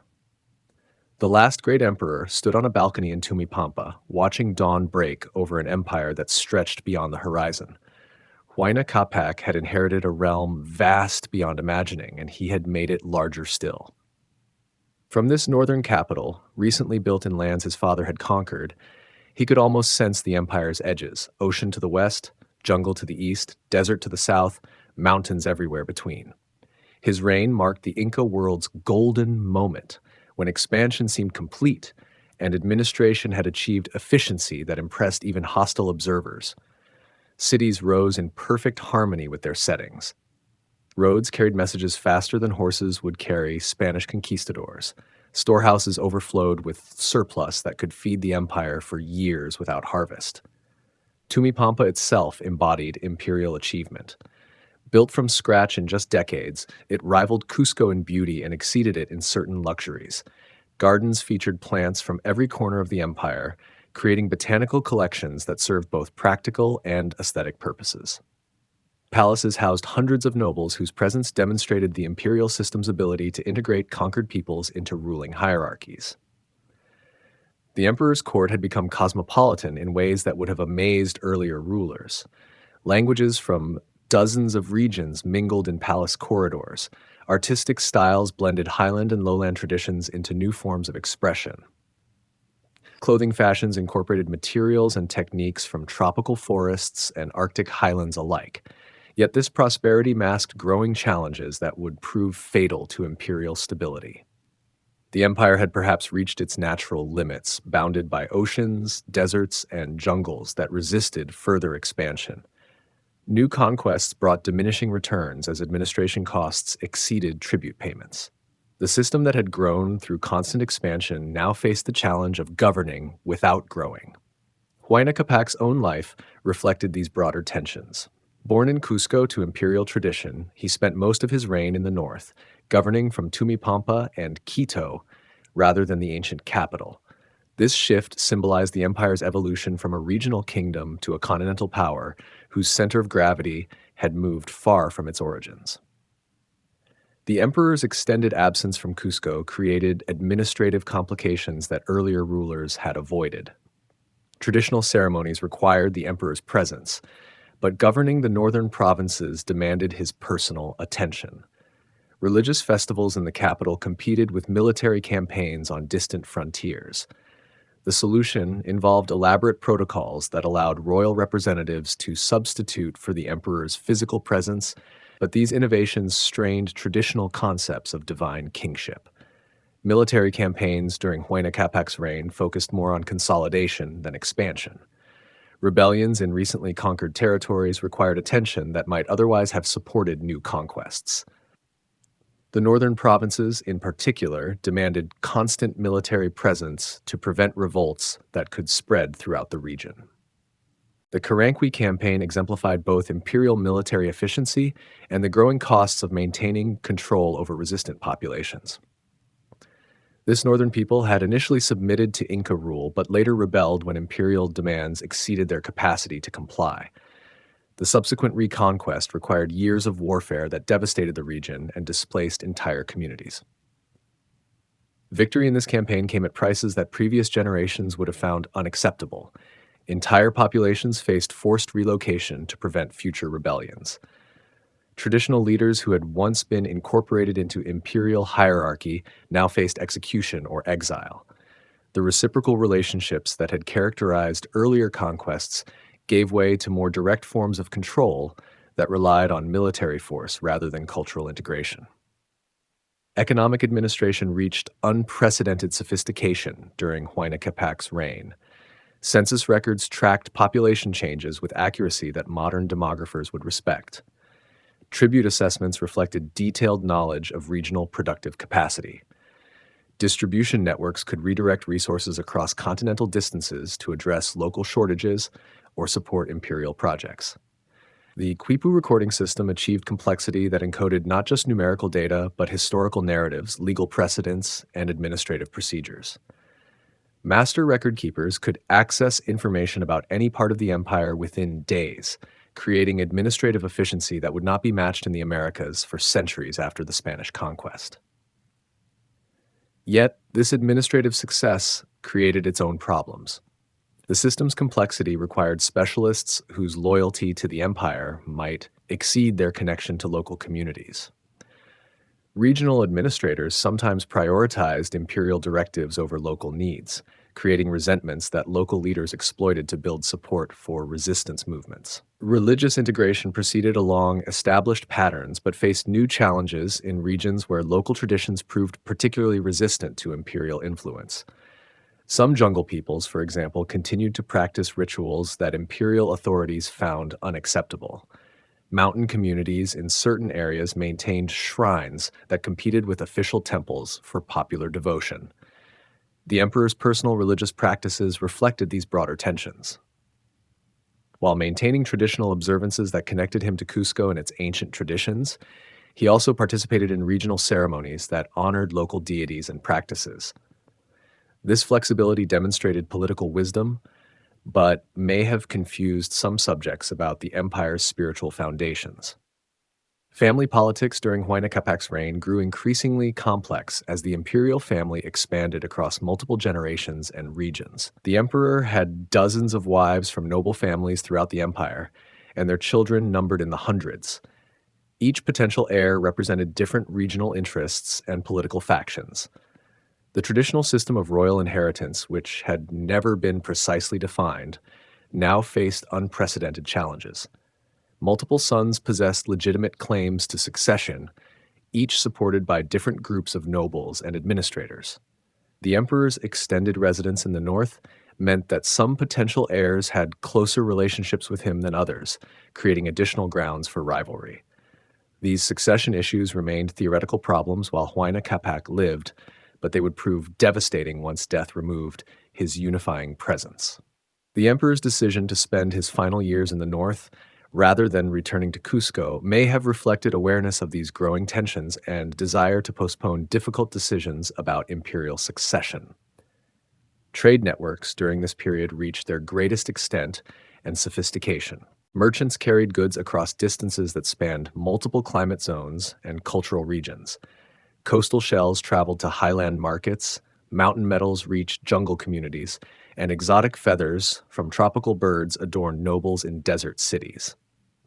The imperial road system supported this commerce while maintaining its primary function as an administrative and military network. Rest houses provided secure storage for valuable goods in transit. Government officials monitored trade to ensure appropriate tribute payments and prevent smuggling of restricted materials. Yet, even this commercial success created new vulnerabilities. The empire's prosperity depended increasingly on maintaining complex networks that could be disrupted by natural disasters, rebellions, or external threats. The interconnectedness that was the system's greatest strength also made it vulnerable to cascading failures that could affect regions far from their original sources. Signs of external pressure appeared during Huayna Capac's later years, though their significance would only become clear in retrospect. Strange diseases affected coastal populations, killing thousands before spreading inland. Reports from northern frontiers described pale-skinned strangers who arrived in floating houses and carried weapons that thundered like storms. The emperor's response to these reports reflected both imperial confidence and growing concern about threats that existing military and administrative systems might not be able to address. Increased fortifications along northern coastlines suggested awareness that traditional defenses might prove inadequate against unprecedented challenges. When disease finally reached the imperial court, it struck with devastating effect that no amount of preparation could have prevented. Huayna Capac himself fell victim to smallpox, along with his designated heir and many experienced administrators. The empire that had seemed invincible suddenly found itself leaderless at the moment when strong leadership was most desperately needed. The Amazonian mystery, lost frontiers, beyond the last terraced fields where mountains gave way to endless green, lay a world that even the mighty Incas could not fully claim. The Amazon basin stretched eastward like a vast ocean of trees, hiding peoples and secrets that would tantalize imperial imagination and ultimately remain beyond imperial reach. Inca expeditions into these jungle depths began with confidence born of mountain victories. Warriors who had conquered desert kingdoms and highland empires expected similar success against forest dwellers. They carried bronze weapons that had never failed, wore armor that had turned enemy spears, and followed strategies that had subdued dozens of peoples. The jungle fought back with weapons the Incas had never encountered. Diseases killed more warriors than enemy arrows. Insects tormented soldiers accustomed to high-altitude clarity. Rivers that seemed fordable in dry season became raging torrents during rains. Paths that had existed one day vanished the next, overgrown by vegetation that seemed to grow while men watched. Yet the Incas persisted, driven by reports that grew more fantastic with each telling. Jungle traders spoke of cities built on water, of peoples who worked gold more skillfully than any mountain craftsman, of lands so rich that hunger was unknown. These stories, filtered through multiple languages and cultural assumptions, may have inspired later Spanish obsessions with El Dorado and other mythical golden cities. Forward bases established along major rivers represented the deepest Inca penetration into the Amazon. These outposts, supplied by canoe and connected to highland bases by jungle paths, served as trading posts and intelligence centers rather than administrative capitals. Their commanders learned to negotiate rather than conquer, to trade rather than demand tribute. The peoples they encountered possessed knowledge that mountain dwellers found both useful and mysterious. Jungle medicine utilized plants unknown in highland pharmacology. Agricultural techniques produced crops that could feed populations in environments where Inca methods would have failed. Hunting and fishing skills allowed survival in regions where highland peoples would have starved. Some jungle groups proved willing to establish trade relationships that brought exotic products to highland markets without requiring political submission. Rare feathers, medicinal plants, hardwoods that could be carved like stone, and foods that could not be grown in mountain environments traveled west in exchange for metal tools, textiles, and other highland products. But other forest peoples remained hostile to any outside contact, attacking intruders with weapons and tactics that highland warriors found difficult to counter. Poisoned arrows killed silently from ambush positions. Pit traps claimed victims who never saw their attackers. Entire expeditions disappeared into green depths, leaving no trace except stories that grew more ominous with each retelling. The environmental challenges proved as formidable as human resistance. Equipment designed for high-altitude warfare failed in humid jungle conditions. Food preservation techniques that worked in dry mountain air proved useless in environments where everything rotted within days. Navigation methods that relied on distant mountain peaks became worthless beneath canopies that blocked the sky. Inca engineering, so successful in mountain environments, faced jungle challenges that demanded entirely different approaches. Roads could not be carved from living rock because there was no rock to carve. Bridges could not span rivers whose courses changed with every flood. Storage facilities could not preserve food in environments where moisture penetrated everything. Some expeditions adapted to these conditions by adopting jungle techniques and working with local guides. These hybrid forces achieved limited success, establishing temporary bases and maintaining precarious supply lines. But they never achieved the comprehensive control that characterized Inca administration in highland regions. The psychological challenges may have proved as difficult as the physical ones. Inca warriors were accustomed to fighting in open landscapes where enemy positions could be observed and strategic situations clearly understood. Jungle warfare involved invisible enemies, unclear objectives, and tactical situations that changed constantly. Religious considerations complicated military campaigns in regions where Inca deities seemed powerless or absent. Mountain gods who controlled weather and provided protection in highland battles had no authority in forest domains ruled by spirits that Inca priests could not identify or appease. Some expeditions may have failed as much from spiritual confusion as from practical difficulties. Archaeological evidence from jungle regions includes artifacts that suggest sustained Inca presence in certain areas, but these finds remain limited and ambiguous. Pottery fragments in highland styles, metal tools of Inca manufacture, and architectural remains that might represent Inca construction have been discovered, but they tell incomplete stories about the nature and extent of imperial jungle activities. The question of whether major jungle cities existed during Inca times remains hotly debated among scholars. Recent archaeological discoveries have revealed complex urban centers in Amazon regions previously thought to have supported only small, scattered populations.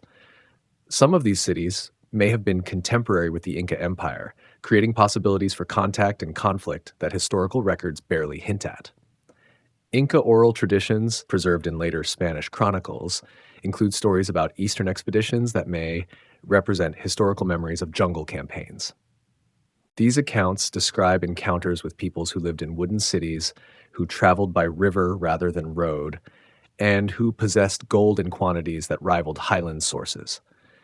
The failure to fully incorporate Amazon regions into the empire may have represented one of the few limits that Inca expansion encountered.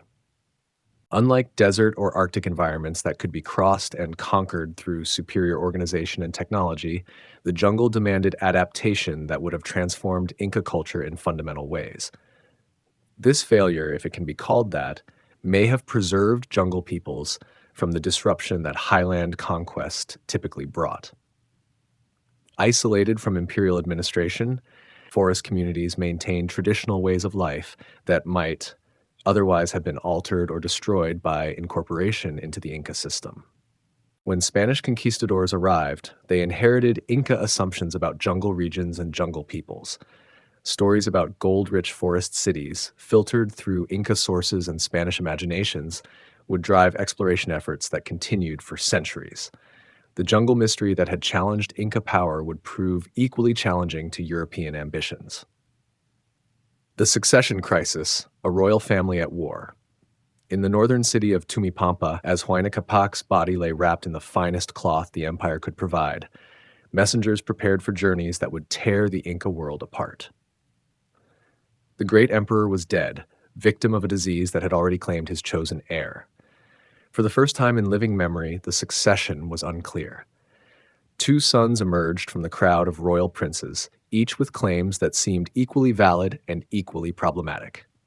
Huascar, born in Cusco to the emperor's sister wife, carried the prestige of traditional lineage and highland support. Atahualpa, born to a northern noblewoman, commanded loyalty in the recently conquered provinces where he had grown to manhood.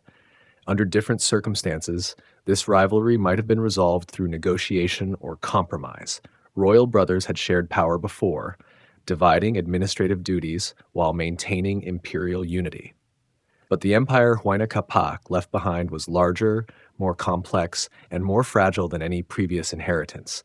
The northern provinces, where Atahualpa had spent his youth, had never fully accepted Inca rule. Their submission remained recent enough that local leaders remembered independence and might welcome any opportunity to reassert it. These regions required strong leadership and constant attention to prevent rebellions that could spread throughout the empire. Cusco and the traditional heartland where Huascar enjoyed natural advantages represented the empire's spiritual and cultural center. Control of the capital meant access to royal mummies, ancient treasures, and religious ceremonies that legitimized imperial authority. No one could rule the Inca Empire without eventually controlling its sacred heart. The geographical separation that had characterized Huayna Capac's later reign now became a political disaster. Brothers who might have negotiated face to face instead communicated through intermediaries across thousands of miles. Misunderstandings multiplied, suspicions grew, and what might have been resolved through conversation escalated into irreconcilable conflict. Each brother commanded experienced armies and capable administrators, making military resolution unlikely to come quickly or cheaply. Huascar controlled the empire's traditional recruiting grounds and could draw on centuries of highland military tradition.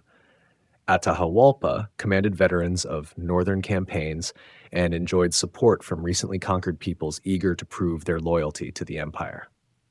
The religious implications of this division created additional complications that had no clear precedents. The emperor was supposed to be the son of the sun, unique and indivisible. How could two sons of the sun exist simultaneously? Which one represented divine will and which was mere pretender? Priests found themselves forced to choose between competing claims to sacred authority. Economic consequences of the succession crisis appeared almost immediately. Trade networks that depended on imperial protection became vulnerable to bandits and local strongmen. Tribute collection, which required clear administrative authority, became irregular as local officials waited to see which brother would ultimately prevail. The sophisticated redistribution system that prevented famines began to break down as regional administrators hoarded resources for uncertain futures. Local rebellions, which had been contained during Huayna Capac's reign through a combination of military pressure and political accommodation, now found opportunities to reassert independence. Some groups declared support for one brother or the other, hoping to gain advantages through early allegiance. Others simply stopped paying tribute and ignored imperial demands, testing whether either claimant possessed sufficient power to enforce obedience. The royal family itself became a battlefield as nobles, administrators, and military commanders chose sides based on calculations of personal advantage, regional loyalty, and assessment of each brother's chances for ultimate victory. These choices, once made, became difficult to reverse, creating commitment that made compromise increasingly unlikely. Diplomatic efforts to resolve the crisis peacefully failed, as each brother's supporters convinced him that negotiation would be interpreted as weakness. Atahualpa's advisors argued that any compromise would be temporary, that Huascar would eventually move to eliminate his rival. Huascar's supporters insisted that sharing power would fatally weaken imperial authority and encourage further rebellions. The administrative system that had been the empire's greatest strength now became a source of division. Different regions followed different administrators who had declared for different brothers. Census records, tribute assessments, and other essential information became fragmented as local officials chose allegiances that determined which data they would share and which they would withhold. Military preparations began almost immediately, as both brothers moved to secure strategic positions and recruit additional forces. Weapons stockpiled in imperial storehouses were distributed to competing armies. Fortifications built to defend the empire against external enemies were garrisoned by forces that might soon fight each other. The roads that had been arteries of imperial unity became highways for civil war. Armies marched along paths built to facilitate administration and trade, now carrying division and destruction to regions that had known peace for generations. The engineering marvels that had created the empire would now serve to tear it apart. Foreign observers, including Spanish expeditions probing the empire's northern coasts, began to receive reports of internal conflict that suggested unprecedented opportunities for intervention. What had seemed an impregnable empire suddenly appeared vulnerable to external pressure applied at the right moment and in the right place. The succession crisis revealed fundamental weaknesses in the imperial system that had been masked by previous successes. The lack of clear inheritance laws, the personal nature of imperial authority, and the absence of institutions that could function independently of individual rulers all contributed to the catastrophe that was about to unfold. As both brothers prepared for war, neither could have imagined that their conflict would create opportunities for a few hundred Spanish adventurers to destroy an empire that had seemed destined to last forever. The civil war that was about to begin would weaken the Inca state at precisely the moment when external threats were gathering on the horizon. Civil War, the Brothers' War. Across an empire that had known peace for generations, armies now marched with banners that divided rather than united. Brother faced brother as the Inca world tore itself apart in conflicts that would have seemed impossible just years before. The war between Huascar and Atahualpa transformed the greatest empire in the Americas into a battlefield where victory for either side meant defeat for all. The first campaigns unfolded with civilized restraint that reflected hope for quick resolution. Armies maneuvered for advantage but avoided the devastating battles that might permanently weaken imperial power. Commanders who had served together under Huayna Capac found themselves on opposite sides but still sought solutions that might preserve both their honor and their empire. Atahualpa struck first, moving south from his power base in Quito with veteran troops who had proven themselves in northern campaigns. These forces advanced along imperial roads with discipline that impressed even hostile observers. Supply lines functioned smoothly, local populations provided support willingly, and early victories suggested the Northern Prince might achieve quick triumph that would minimize Civil War's damage. Huascar's response demonstrated the traditional heartland's military advantages. Recruits flowed to his banners from regions that had supported Inca power for centuries. Weapons stockpiled in Cusco's arsenals equipped forces that understood highland warfare better than any other troops in the empire. Religious ceremonies conducted in ancient temples seemed to confirm divine support for the legitimate heir. The war's early phase resembled a vast chess game played across continental distances.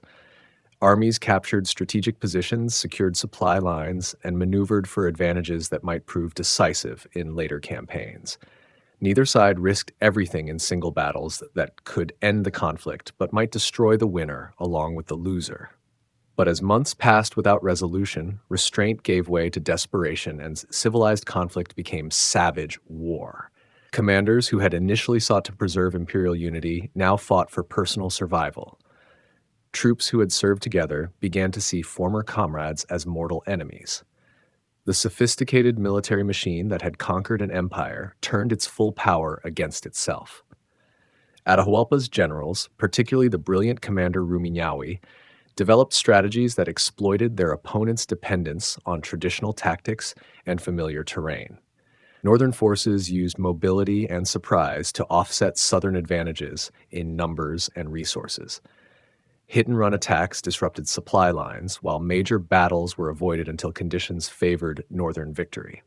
The southern armies, led by commanders who understood highland warfare but had less experience with unconventional tactics, found themselves fighting an enemy that refused to engage on familiar terms. Traditional strategies that had worked against foreign enemies proved inadequate against opponents who knew imperial methods as well as they did. Civilian populations suffered increasingly as the war dragged on and resources became scarce. Regions that had been prosperous found themselves stripped of food, animals, and young men to support competing armies. Trade networks collapsed as merchants feared traveling roads that might be controlled by hostile forces. The abundance that had characterized Huayna Capac's reign gave way to shortages that touched every aspect of daily life. Religious warfare accompanied military campaigns as priests declared for different sides and temples became centers of political activity. Sacred ceremonies that had once unified the empire now served to legitimize competing claims. The royal mummies, whose counsel had traditionally guided imperial decisions, were consulted by both sides and somehow provided contradictory advice that supported both brothers' claims. Local rebellions multiplied as central authority weakened and regional strongmen saw opportunities to reassert independence. Some groups declared support for one brother or the other, hoping to gain advantages through early allegiance. Others simply ignored imperial authority altogether, establishing autonomous rule that might survive regardless of the Civil War's outcome. The administrative system that had been the empire's pride became a casualty of divided loyalties. Census records were lost or deliberately destroyed. Tribute collection became irregular or stopped entirely. The Quipu recording system, which depended on trained specialists, deteriorated as experts fled or changed sides or died in battles that had nothing to do with their scholarly pursuits. Foreign enemies along the empire's borders began to probe defenses that had been weakened by the withdrawal of troops for Civil War service. Northern peoples who had recently submitted to Inca rule tested whether either brother possessed sufficient power to enforce continued obedience. Southern groups that had been contained by imperial pressure began to raid territories that were no longer adequately protected. The war's turning point came when Atahualpa's forces achieved a series of victories that captured key strategic positions and eliminated several of Huascar's most capable commanders. These successes shifted momentum decisively in favor of the Northern Prince, but they came at costs that weakened the empire, regardless of who ultimately claimed victory. Huascar himself was captured during a battle that destroyed the last organized southern resistance. The legitimate heir, son of the emperor's sister wife and heir to centuries of highland tradition, found himself a prisoner of his half-brother's forces. Traditional concepts of royal dignity demanded honorable treatment, but civil war had eroded many traditional restraints. Atahualpa's victory seemed complete when his armies occupied Cusco, and he claimed the imperial fringe that marked supreme authority. The Northern Prince had defeated his rival and could now begin the difficult task of reunifying an empire that had been torn apart by civil war. But his triumph came at precisely the moment when external threats were about to make all internal victories meaningless. Spanish expeditions that had been probing the empire's coastlines for years now received intelligence about internal conflicts that suggested unprecedented opportunities for intervention. The empire that had seemed impregnable when united appeared vulnerable when divided. A few hundred Spanish adventurers began to plan campaigns that would exploit Inca weakness for Spanish gain. The civil war that ended with Atahualpa's victory had achieved nothing except the destruction of imperial unity and the weakening of defenses that would soon face challenges no Inca ruler had ever imagined. The brother who had won everything was about to lose it all to enemies he had never heard of, carrying weapons he could not understand, pursuing goals that made no sense within any framework of Inca thought. The stage was set for the final act of Inca imperial history, when internal division would meet external invasion in encounters that would change the course of world history. The empire that had seemed destined to last forever had weakened itself at precisely the moment when forever was about to end. The Spaniards arrive. First contact. The year was 1532. 3 small ships cut through Pacific waters, carrying 168 men toward a destiny none could imagine. Francisco Pizarro stood at the bow, weathered hands gripping salt-stained wood. Behind him, soldiers checked their crossbows and cleaned their steel. They had heard whispers of gold, mountains of it, cities paved with precious metal. But the Andes held secrets deeper than treasure. Word traveled faster than horses in these mountains. Runners sprinted along stone roads carrying news of strange visitors. Men with pale skin who rode 4-legged beasts, they brought fire sticks that roared like thunder. Their leader bore a name that meant nothing yet, Pizarro. In royal courts across the empire, wise men studied omens. Recent years had brought disturbing signs. Eclipses darkened the sun. Earthquakes shook sacred temples. Disease swept through villages, killing thousands before healers could react. Some whispered that Viracocha, the creator god, was returning as prophecy foretold. The timing seemed impossibly perfect, or cursed. Atahualpa sat in his northern capital, fresh from victory over his brother Huascar. Civil war had weakened the empire's borders. Trust between provinces had cracked. Local lords questioned central authority. Into this fractured world stepped men who understood opportunity. Pizarro had studied Cortés.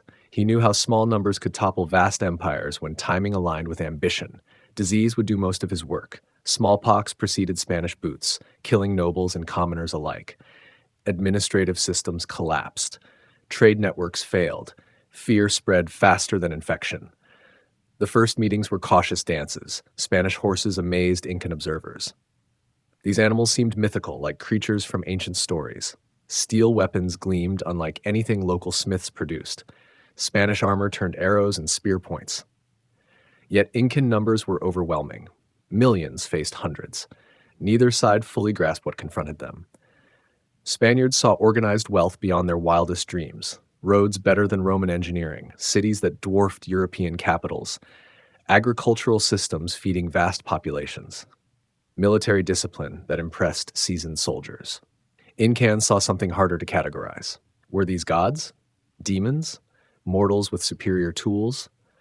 The debate raged in council chambers while Spanish boots marched closer to the heart of empire. Cultural translation proved nearly impossible. Spanish concepts of private property meant nothing to people who shared land collectively. Incan gift-giving traditions confused Europeans who expected commercial transactions. Religious differences ran deeper still. Christians saw pagans who needed saving. Incans encountered people who denied the sun's divinity. Both sides prepared for deception. Pizarro requested audience with Atahualpa.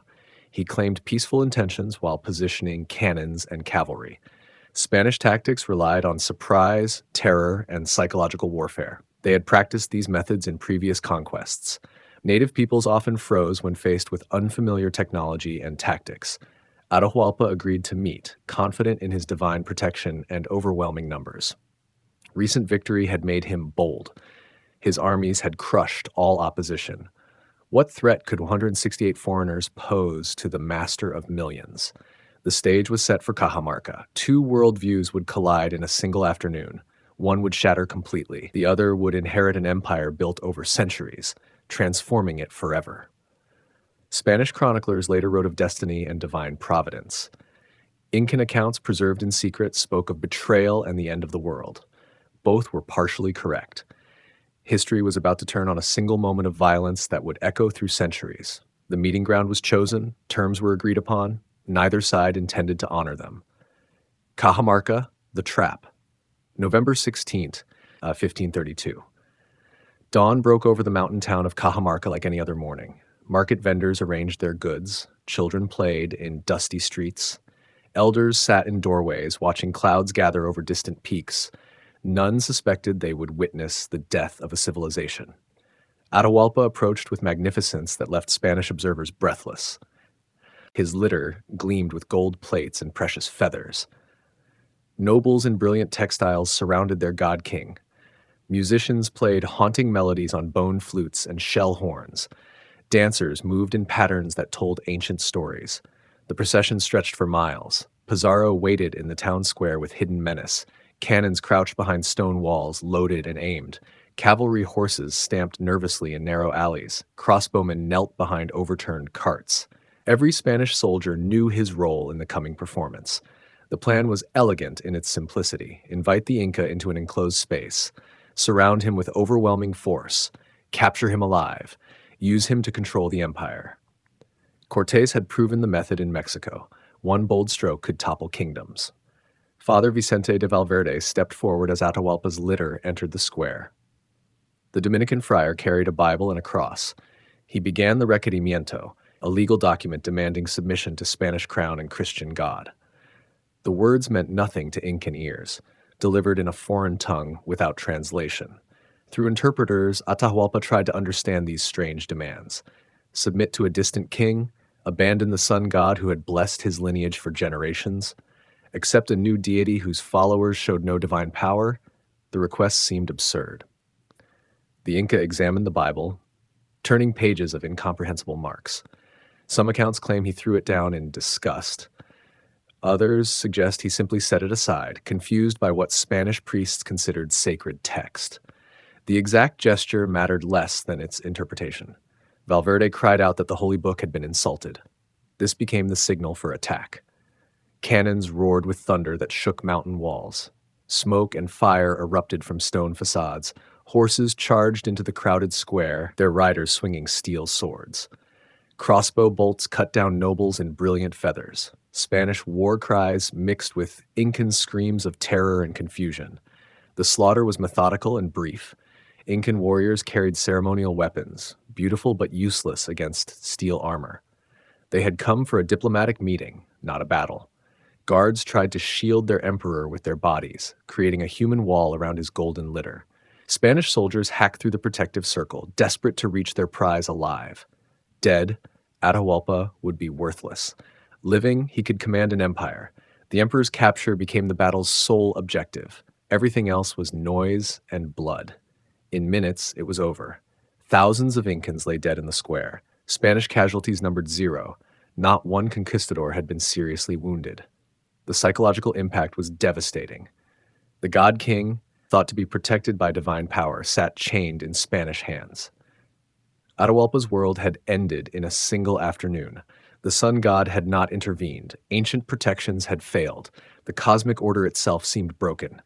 His nobles, those who survived, could barely comprehend what they had witnessed. Pizarro now held the most powerful man in South America captive. Through Atahualpa, he could issue commands to millions. Provincial governors would obey their emperor's orders, even delivered through foreign captors. The empire's own administrative efficiency became a weapon against itself. The ransom demand followed quickly. Fill a room with gold, floor to ceiling, add another room of silver, purchase the god king's freedom with the empire's treasure. Atahualpa agreed, confident his people would pay any price for his release. Across the Andes, the call went out. Strip temples of their golden sun discs, melt down sacred vessels. Remove silver from palace walls, transform religious art into Spanish bullion. The empire began consuming its own sacred objects to save its ruler. But Pizarro had already decided Atahualpa's fate. Living emperors could inspire rebellion. Dead ones became warnings. The ransom was mere theater, designed to extract maximum wealth before the final act. Cajamarca had proven that technology, timing, and ruthless calculation could overcome any numerical advantage. A handful of men had brought down the largest empire in the Americas. The age of Incan supremacy was over. The death of Atahualpa, a god executed. The ransom room filled slowly with empire's treasure. Gold arrived on llama caravans from distant provinces. Silver flowed from sacred mines. Precious textiles came bundled on porters' backs. Each delivery brought hope that the god king might yet return to his people. Atahualpa watched Spanish soldiers weigh and catalog his empire's wealth. Room after room filled with objects that had adorned temples for centuries. Sacred vessels became mere metal in foreign scales. Religious art lost all meaning beyond its weight in precious materials. The Inca maintained his dignity through months of captivity. He learned Spanish quickly, engaging his captors in complex conversations. European customs fascinated him. He mastered chess, delighting in the game's strategic possibilities. His intelligence impressed even hardened conquistadors. But intelligence could not save him from Spanish political calculation. Pizarro faced an impossible situation. Releasing Atahualpa risked massive rebellion. The emperor commanded absolute loyalty from millions of subjects. Free, he could rally the empire against its invaders. Spanish forces were tiny compared to Incan armies that might answer their ruler's call. Yet, keeping him prisoner indefinitely was equally dangerous. Captive emperors became martyrs. Their suffering inspired resistance. Already, reports arrived of armed groups gathering in remote provinces. Some nobles refused to accept Spanish authority over their divine king. The solution was ancient and brutal. Dead emperors could not lead rebellions.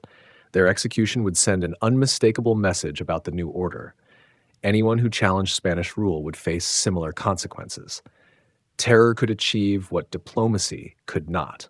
Charges were manufactured with legal precision. Atahualpa was accused of plotting rebellion, ordering his brother's murder, practicing polygamy, and worshiping false gods. Spanish law provided death sentences for such crimes. The trial became a formality designed to justify predetermined conclusions. Few Spanish soldiers felt comfortable executing a man they had grown to respect.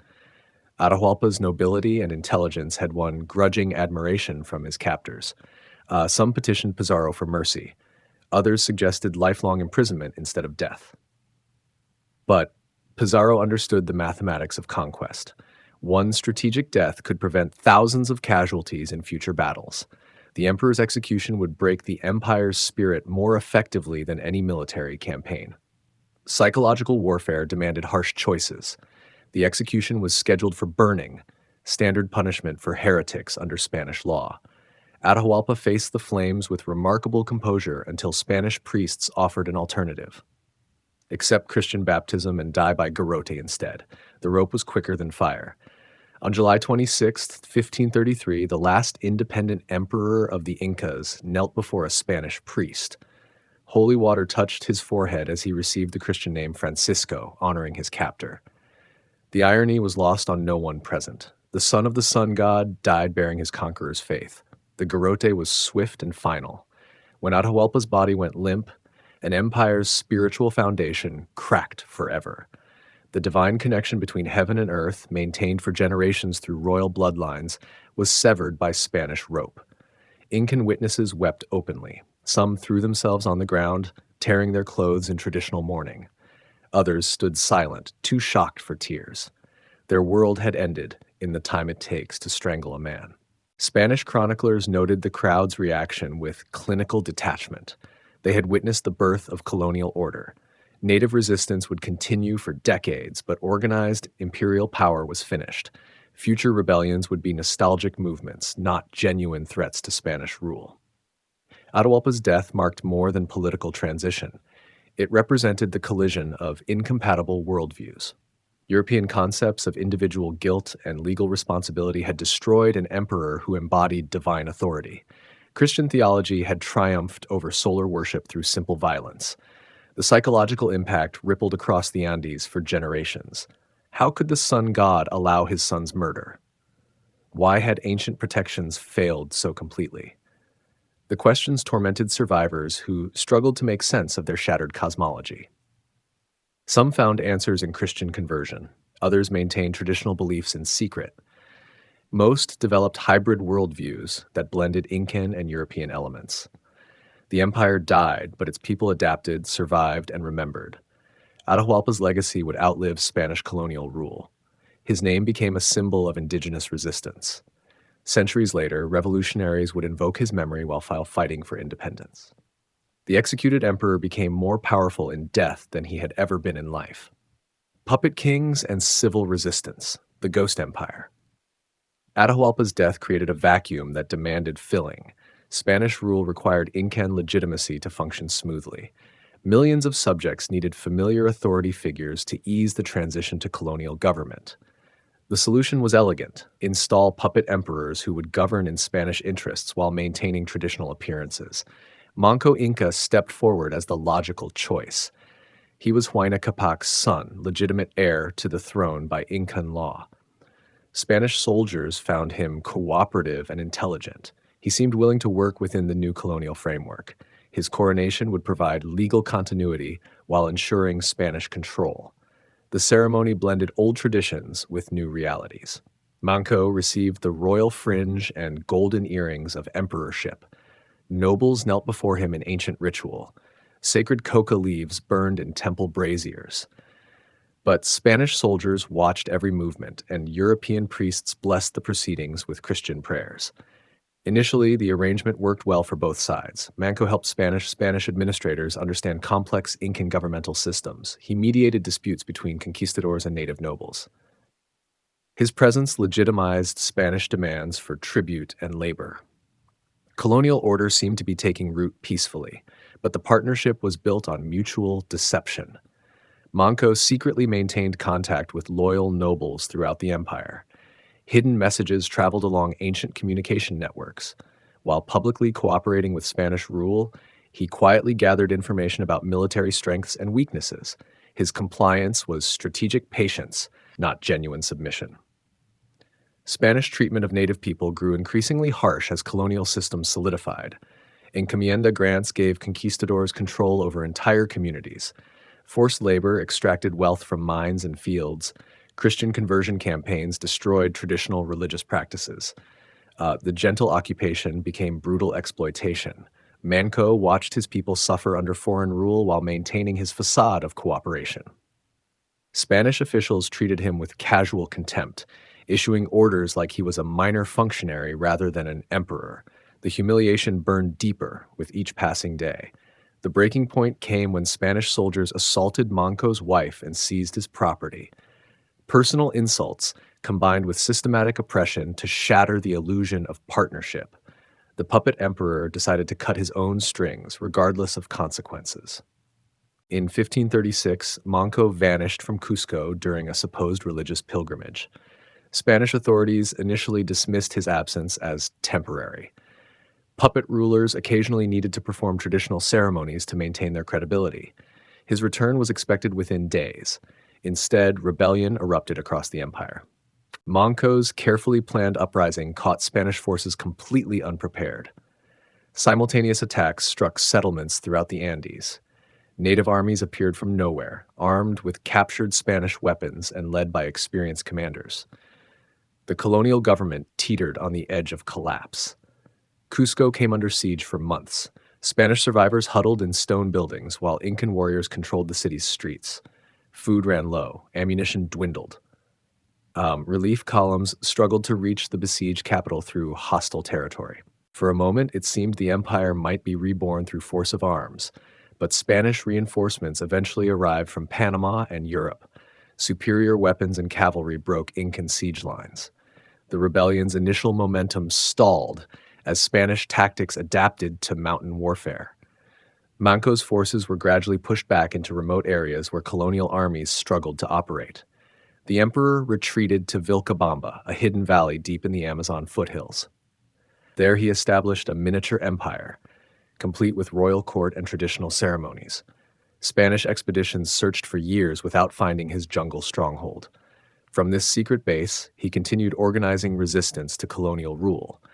Vilcabamba became a symbol of Incan persistence.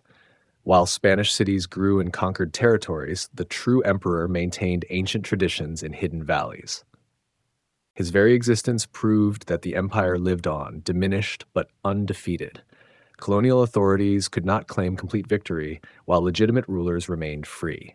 For 8 years, Manco governed his jungle kingdom while launching raids against Spanish settlements. His warriors struck quickly and melted back into dense forests where horses could not follow. Colonial officials posted bounties for his capture, but loyal subjects protected their emperor's location.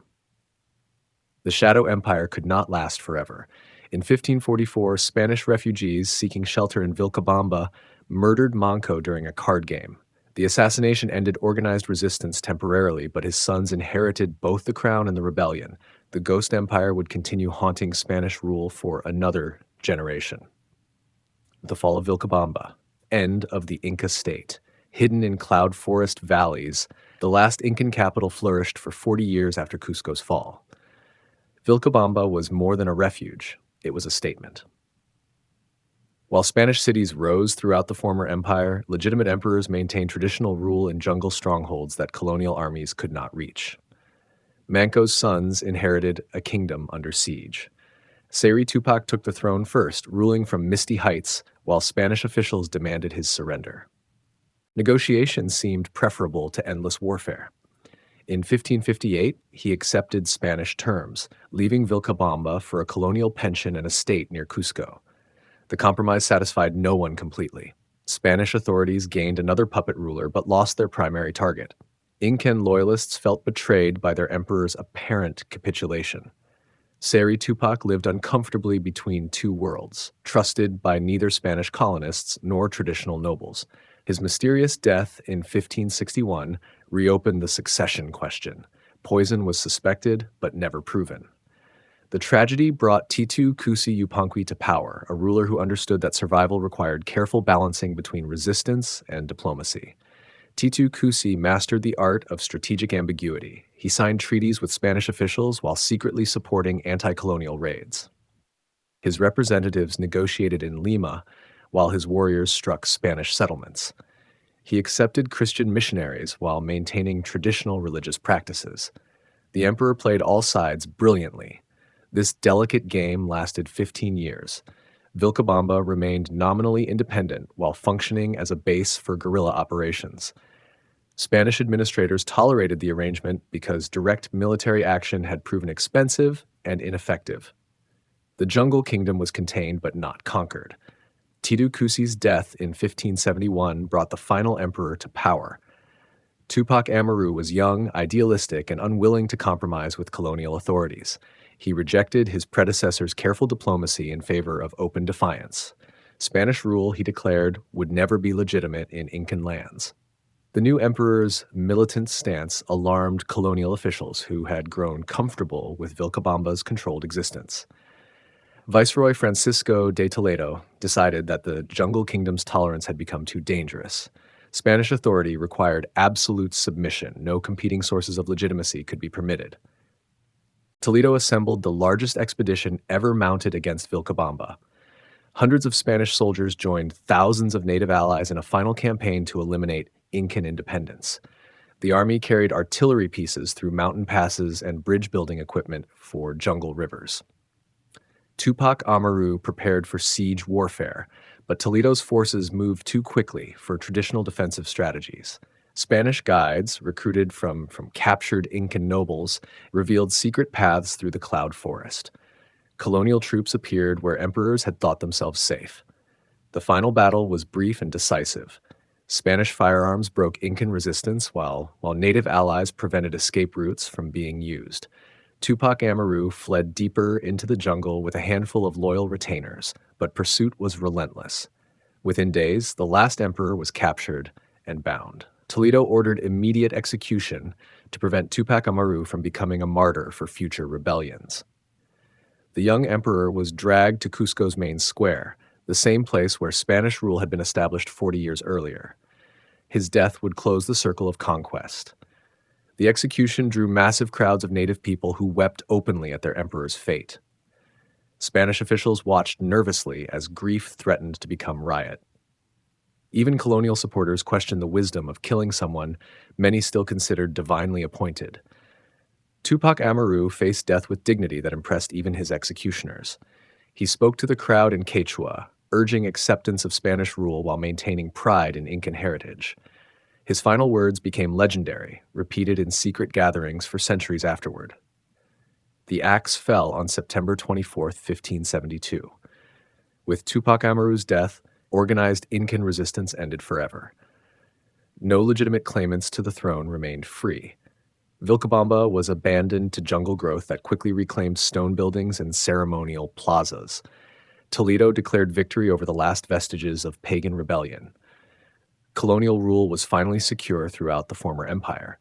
Spanish law extended from Caribbean shores to Pacific coastlines without challenge from competing authorities. The age of native independence was finished, but something intangible had survived the conquest. Incan identity, memory, and aspiration could not be killed with axes. The empire was dead, but its people remained. They would carry their heritage forward in new forms, waiting for opportunities to reclaim their birthright. 2 centuries later, another Tupac Amaru would rise in rebellion against Spanish rule. The name carried power that transcended death, linking past resistance to future revolution. The last emperor's legacy proved more durable than the empire he had died defending. The aftermath: the Inca world under Spanish rule. The smoke had cleared from Cusco's plaza, but its echoes would resonate for centuries. Spanish administrators faced the enormous task of governing millions of people whose language they could not speak, whose customs they barely understood, and whose loyalty they had earned through conquest rather than consent. The encomienda system provided the framework for colonial exploitation. Spanish colonists received grants of native communities, theoretically in exchange for protection and Christian instruction. In practice, these arrangements created private fiefdoms where indigenous people labored under conditions that differed little from slavery. Native nobles found themselves caught between competing loyalties and identities. Spanish law recognized some traditional privileges, allowing Curacacuna to maintain local authority under colonial oversight. But their power depended entirely on Spanish approval, making them intermediaries rather than independent leaders. The Catholic Church launched an ambitious campaign to erase indigenous religious practices. Priests traveled to remote villages, destroying sacred objects and establishing missions. Ancient temples became churches. Solar festivals were replaced with Christian holy days. Traditional ceremonies went underground or merged with European rituals. Yet complete cultural transformation proved impossible. Indigenous people adapted Christianity to fit existing worldviews rather than abandoning their ancestral beliefs entirely. The Virgin Mary became associated with Pachamama, the Earth Mother. Christ's suffering echoed traditional stories of dying and reborn gods. Saints acquired powers reminiscent of local deities. Spanish colonial society developed complex racial classifications that would influence Andean culture for centuries. Peninsulares, born in Spain, held the highest positions. Criollos of Spanish descent but American born ranked second. Mestizos of mixed indigenous and European ancestry occupied middle positions. Indigenous people remained at the bottom of the social hierarchy. The Mita system institutionalized forced labor on a massive scale. Adult male indigenous people were required to work in mines, fields, and construction projects for specified periods each year. The system generated enormous wealth for Spanish colonists while devastating native communities through overwork and family separation. Silver mining at Potosi became the engine of colonial prosperity and indigenous suffering. The mountain's wealth funded Spanish armies in Europe while killing thousands of workers in its tunnels. Conditions were so harsh that assignment to Potosi was considered a death sentence by many families. Disease continued ravaging indigenous populations long after the conquest ended. Smallpox, typhus, and influenza struck communities with no natural immunity to European pathogens. Some regions lost 90% of their pre-conquest population within a century of Spanish arrival. Cultural resistance took subtle forms that colonial authorities struggled to detect or prevent. Indigenous languages survived despite efforts to impose Spanish. Traditional textile patterns carried coded messages about identity and history. Ancient stories were preserved in memory when written records were destroyed. The colonial legal system created unexpected opportunities for indigenous advocacy. Native communities learned to use Spanish courts to protect their land rights and traditional privileges. Legal documents in Quechua and Spanish recorded grievances that would influence later independence movements. Intermarriage between Spanish colonists and indigenous women created new social categories and cultural possibilities. Mestizo children grew up bilingual and bicultural, serving as bridges between communities while belonging fully to neither. Their experiences would shape colonial society's evolution. Indigenous women faced particular challenges under colonial rule. Traditional gender roles were disrupted by Spanish concepts of patriarchal authority and Christian morality. Many lost economic independence while gaining access to European education and religious life. Urban centers like Cusco and Quito became laboratories for cultural mixing. Indigenous artisans learned European techniques while incorporating traditional motifs into colonial art and architecture. Churches displayed angels with indigenous features and devils wearing Spanish clothing. Rural areas maintained stronger connections to pre-conquest traditions. Remote communities practiced ancient agricultural rituals alongside Catholic ceremonies. Shamans continued healing practices using traditional medicines. Ancestral burial sites remained sacred despite official Christian disapproval. The colonial economy created new forms of indigenous entrepreneurship. Native traders traveled between mountain communities and coastal cities, carrying goods and information across vast distances. Some accumulated wealth and social status within the colonial system's constraints. Educational opportunities expanded slowly for indigenous elites. Colonial universities trained native nobles in European law, theology, and administration. These individuals became crucial intermediaries between Spanish officials and indigenous communities, though their loyalty was often questioned by both sides. By 1600, a distinctly Andean form of colonialism had emerged. Spanish institutions had been modified by indigenous practices. Native cultures had adapted to European influences. The result was neither purely Spanish nor traditionally Incan, but something new and uniquely American. This hybrid society would endure for 3 centuries, evolving constantly while maintaining its fundamental characteristics. The Incan Empire was gone, but its people had survived. They carried their heritage forward in new forms, waiting for chances to reclaim their dignity and independence. The Inca Rebellion of 1780, Tupac Amaru Tzeka. 2 centuries of colonial rule had not erased the memory of empire. In countless highland villages, elders still whispered stories of the time before Spanish boots touched Andean soil. Children learned Quechua words for concepts that had no Spanish equivalent. Ancient names carried power that transcended generations. José Gabriel Condorcanqui was born into this world of hidden heritage and surface compliance. His family claimed descent from the last emperor, Tupac Amaru. Spanish authorities had granted them minor nobility status and substantial land holdings. By colonial standards, they were successful indigenous elites who had learned to work within the system. But success could not shield them from the system's fundamental injustices. Condor Canqui watched Spanish officials abuse indigenous communities with impunity. The Mita labor drafts continued devastating native populations. Tax collectors extracted tribute that left families destitute. Local Spanish administrators treated indigenous nobles with casual contempt. The young man received European education while maintaining connections to traditional culture. He spoke Spanish, Latin, and Quechua fluently. Legal training taught him the intricacies of colonial law. He understood both the system's theoretical protections for indigenous people and its practical failures to enforce them. Economic pressures intensified throughout the 1770s. Spanish administrative reforms increased tax burdens while reducing traditional protections for native communities. The Bourbon monarchy demanded greater efficiency from colonial territories, which translated into harsher exploitation of indigenous labor and resources. Condor Canqui initially pursued legal remedies for these grievances. He petitioned colonial courts to reduce tribute payments and eliminate abusive practices. His wealth and education gave him access to Spanish legal systems that ordinary indigenous people could not navigate. For years, he believed the system could be reformed from within. The court's consistent dismissal of his petitions gradually radicalized his perspective. Spanish law promised protection but delivered exploitation. Colonial administrators spoke of Christian charity while permitting systematic abuse. The gap between rhetoric and reality became unbridgeable. In 1780, Condor Canqui made a fateful decision. He would reclaim his ancestral name and challenge Spanish rule directly. José Gabriel became Tupac Amaru Sec, heir to the last emperor's legacy and leader of a new rebellion. The name itself was a declaration of war against colonial authority. The rebellion began with calculated symbolism. Tupac Amaru II captured and executed Antonio Arriaga, the Spanish corregidor who had become notorious for his brutality toward indigenous communities.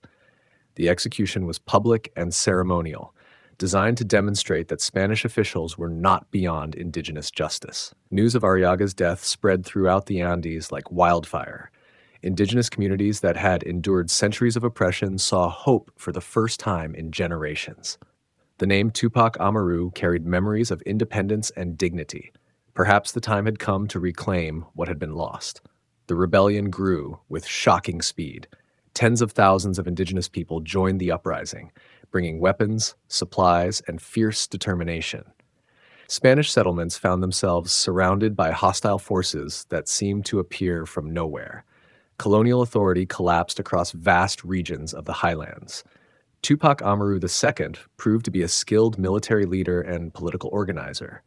He established an alternative government with indigenous officials replacing Spanish administrators. Traditional Incan titles were revived and distributed to loyal supporters. The rebellion began resembling a restoration rather than a simple revolt. Spanish responses varied between panic and brutality. Some officials fled to fortified cities. Others organized loyalist militias drawn from mestizo and indigenous communities that feared change more than oppression. The colonial government declared martial law and suspended legal protections for anyone suspected of supporting the rebellion. The rebel army's early victories demonstrated that Spanish military superiority was not absolute. Indigenous forces captured artillery pieces and learned to use European weapons effectively. Traditional Andean warfare tactics adapted for the terrain proved surprisingly successful against colonial troops. But the rebellion faced fundamental limitations that would prove fatal. Most indigenous communities remained loyal to colonial rule, either from fear or genuine acceptance of Spanish authority. The Catholic Church opposed the uprising, denying rebel forces crucial moral legitimacy. Mestizo populations generally supported the colonial government. Spanish reinforcements arrived from other colonial territories as the rebellion's threat became clear. Professional soldiers with modern weapons gradually turned the tide against indigenous forces. Rebel victories became increasingly rare as colonial military organization improved. The final campaign was brutal and decisive. Spanish forces hunted down rebel leaders while destroying communities suspected of supporting the uprising. Tupac Amaru II was captured in April 1781, betrayed by someone within his inner circle. His execution would end the rebellion, but not its memory. The death of Tupac Amaru II was designed as a public spectacle that would deter future rebellions. He was forced to watch his family members tortured and killed before facing his own execution. Spanish authorities intended his suffering to demonstrate the futility of resistance to colonial rule. Instead, the execution created a martyr whose memory would inspire independence movements for decades. The rebellion had failed militarily, but succeeded in proving that indigenous resistance to colonial rule remained possible. The name Tupac Amaru would echo through South American history until Spanish rule finally ended. Incan legacy, language, architecture, and myth. In the narrow streets of modern Cusco, vendors still call out prices in numbers their ancestors used before Spanish boots touched Andean stone. Quechua words flow like mountain streams around islands of colonial Spanish, carrying meanings that survive from the age of emperors. The language of the Incas refused to die with their empire. Today, nearly 10 million people speak Quechua in its various forms. From Ecuador's highlands to Argentina's northern provinces, the language binds communities to their ancestral heritage. Children learn to count in Quechua before they master Spanish numbers. Grandmothers share stories in words that Atahualpa would recognize. The language carries more than communication. It preserves entire ways of thinking about the world. Quechua contains dozens of words for different types of potatoes, reflecting the crop's central importance in Andean life. Time concepts differ fundamentally from European models. Space and direction connect to spiritual beliefs that predate Christianity. Spanish colonial authorities tried repeatedly to eliminate indigenous languages in favor of administrative uniformity. Laws required Spanish instruction in schools. Church services were conducted in European tongues. Official documents used only Spanish or Latin. Yet Quechua persisted in homes, markets, and hearts where authority could not penetrate. The language adapted and evolved under colonial pressure while maintaining its essential character. Spanish loanwords entered Quechua vocabulary, especially for concepts introduced by European contact. But the grammatical structure and worldview embedded in the language remained fundamentally Andean. Modern Peru, Bolivia, and Ecuador recognize Quechua as an official language alongside Spanish. Indigenous rights movements have fought for education in native tongues and government services in community languages. The internet carries Quechua websites and social media posts, bringing ancient words into digital spaces. Architecture tells the story even more visibly. Incan stone walls still support colonial buildings throughout the former empire. Spanish churches sit on foundations laid by indigenous engineers. The conquistadors could destroy governments and kill emperors, but they could not improve upon Andean construction techniques. Sacsayhuaman overlooks modern Cusco like a stone giant frozen in time. Its massive blocks, fitted together without mortar, have survived earthquakes that destroyed Spanish buildings below. Tourists marvel at engineering that modern construction cannot duplicate. The fortress serves as a monument to capabilities that transcended its creator's political fate. Machu Picchu captures imaginations worldwide as the ultimate symbol of Incan achievement. Hidden for centuries in cloud forest heights, the citadel emerged from obscurity to become South America's most famous archaeological site. Its terraces and temples demonstrate harmony between human ambition and natural landscape that few civilizations have achieved. Lesser-known sites scattered throughout the Andes tell similar stories of engineering excellence. Pisac's agricultural terraces still produce crops using techniques developed centuries ago. Ollantaytambo's urban planning influences modern town development. Incan roads connect communities across distances that challenge contemporary transportation systems. Traditional construction methods survived colonial suppression to influence modern architecture. Contemporary Andean builders still use techniques learned from ancestors who served Incan engineers. Stone cutting skills pass from generation to generation in families that have worked with mountain materials for centuries.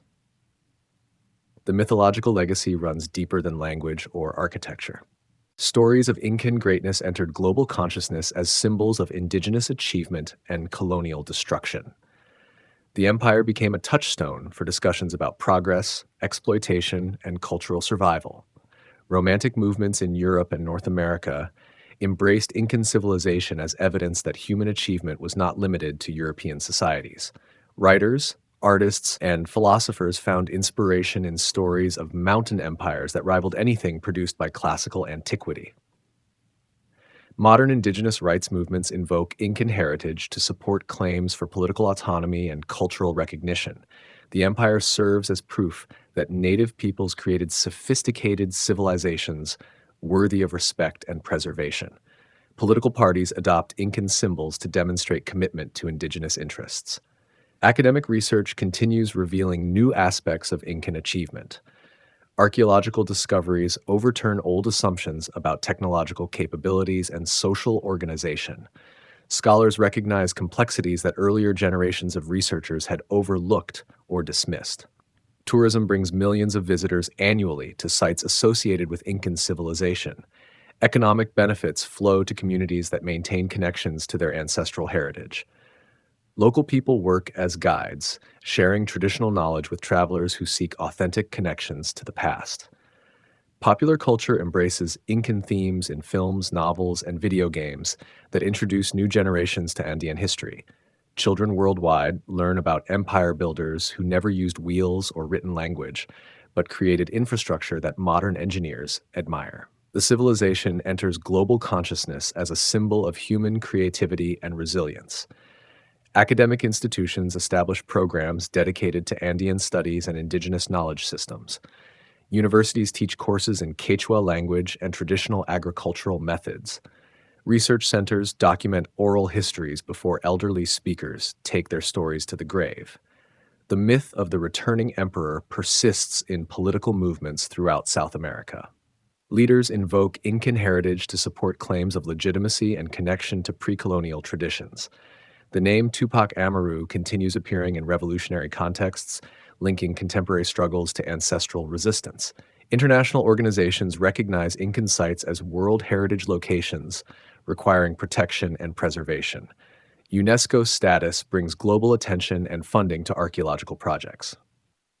Local communities balance tourism development with cultural conservation, seeking sustainable approaches to heritage management. Modern technology reveals new secrets hidden in ancient sites. Satellite imagery identifies previously unknown settlements. Ground-penetrating radar maps buried structures. Digital modeling reconstructs how cities appeared at their peak. Science and tradition collaborate to expand understanding of Incan achievement. The empire's artistic legacy influences contemporary creators throughout the Andes. Textile workers use patterns that their ancestors wove for royal courts. Musicians play instruments descended from those that echoed in temple ceremonies. Traditional dances preserve movements that once honored mountain spirits and solar deities. Language revitalization efforts work to strengthen Quechua usage in schools and communities. Indigenous educators develop curricula that teach traditional knowledge alongside modern subjects. Bilingual programs help children maintain cultural connections while gaining skills needed for contemporary life. The agricultural legacy proves increasingly relevant as climate change challenges food security worldwide. Traditional Andean farming techniques offer sustainable alternatives to industrial agriculture. Crop varieties developed by Incan farmers provide genetic resources for breeding programs that seek drought and disease resistance. What the Incas got right. Lessons in empire. Modern planners study Incan cities with wonder and frustration. How did mountain engineers create urban infrastructure that still functions after 5 centuries? Contemporary architects struggle to design buildings that survive major earthquakes, yet Incan walls remain stable through tremors that destroy everything around them. The secret lay in working with natural forces rather than fighting them. Incan builders studied how mountains moved during earthquakes, then designed walls that could flex without breaking. Stones were cut to fit together like puzzle pieces, creating structures that bent but did not fall. The technique required enormous skill but produced unmatched durability. Water management systems demonstrate similar genius. Incan engineers channeled mountain streams through cities using gravity-fed networks that required no external power source. Fountains bubbled in royal courtyards while drainage systems prevented flooding during rainy seasons. The technology was elegant, efficient, and environmentally sustainable. Agricultural innovations fed millions of people in challenging terrain where modern farming would struggle. Terraced hillsides transformed steep slopes into productive cropland while preventing erosion. Raised fields in wetlands increased yields while improving soil quality. The techniques worked so well that many are still used today. Crop diversity provided security against famine and climate variation. Incan farmers cultivated hundreds of potato varieties, each adapted to specific altitude and weather conditions. If one variety failed, others would survive. The strategy protected food supplies through natural insurance policies that industrial agriculture has abandoned. The empire's road network connected distant regions more effectively than many modern transportation systems.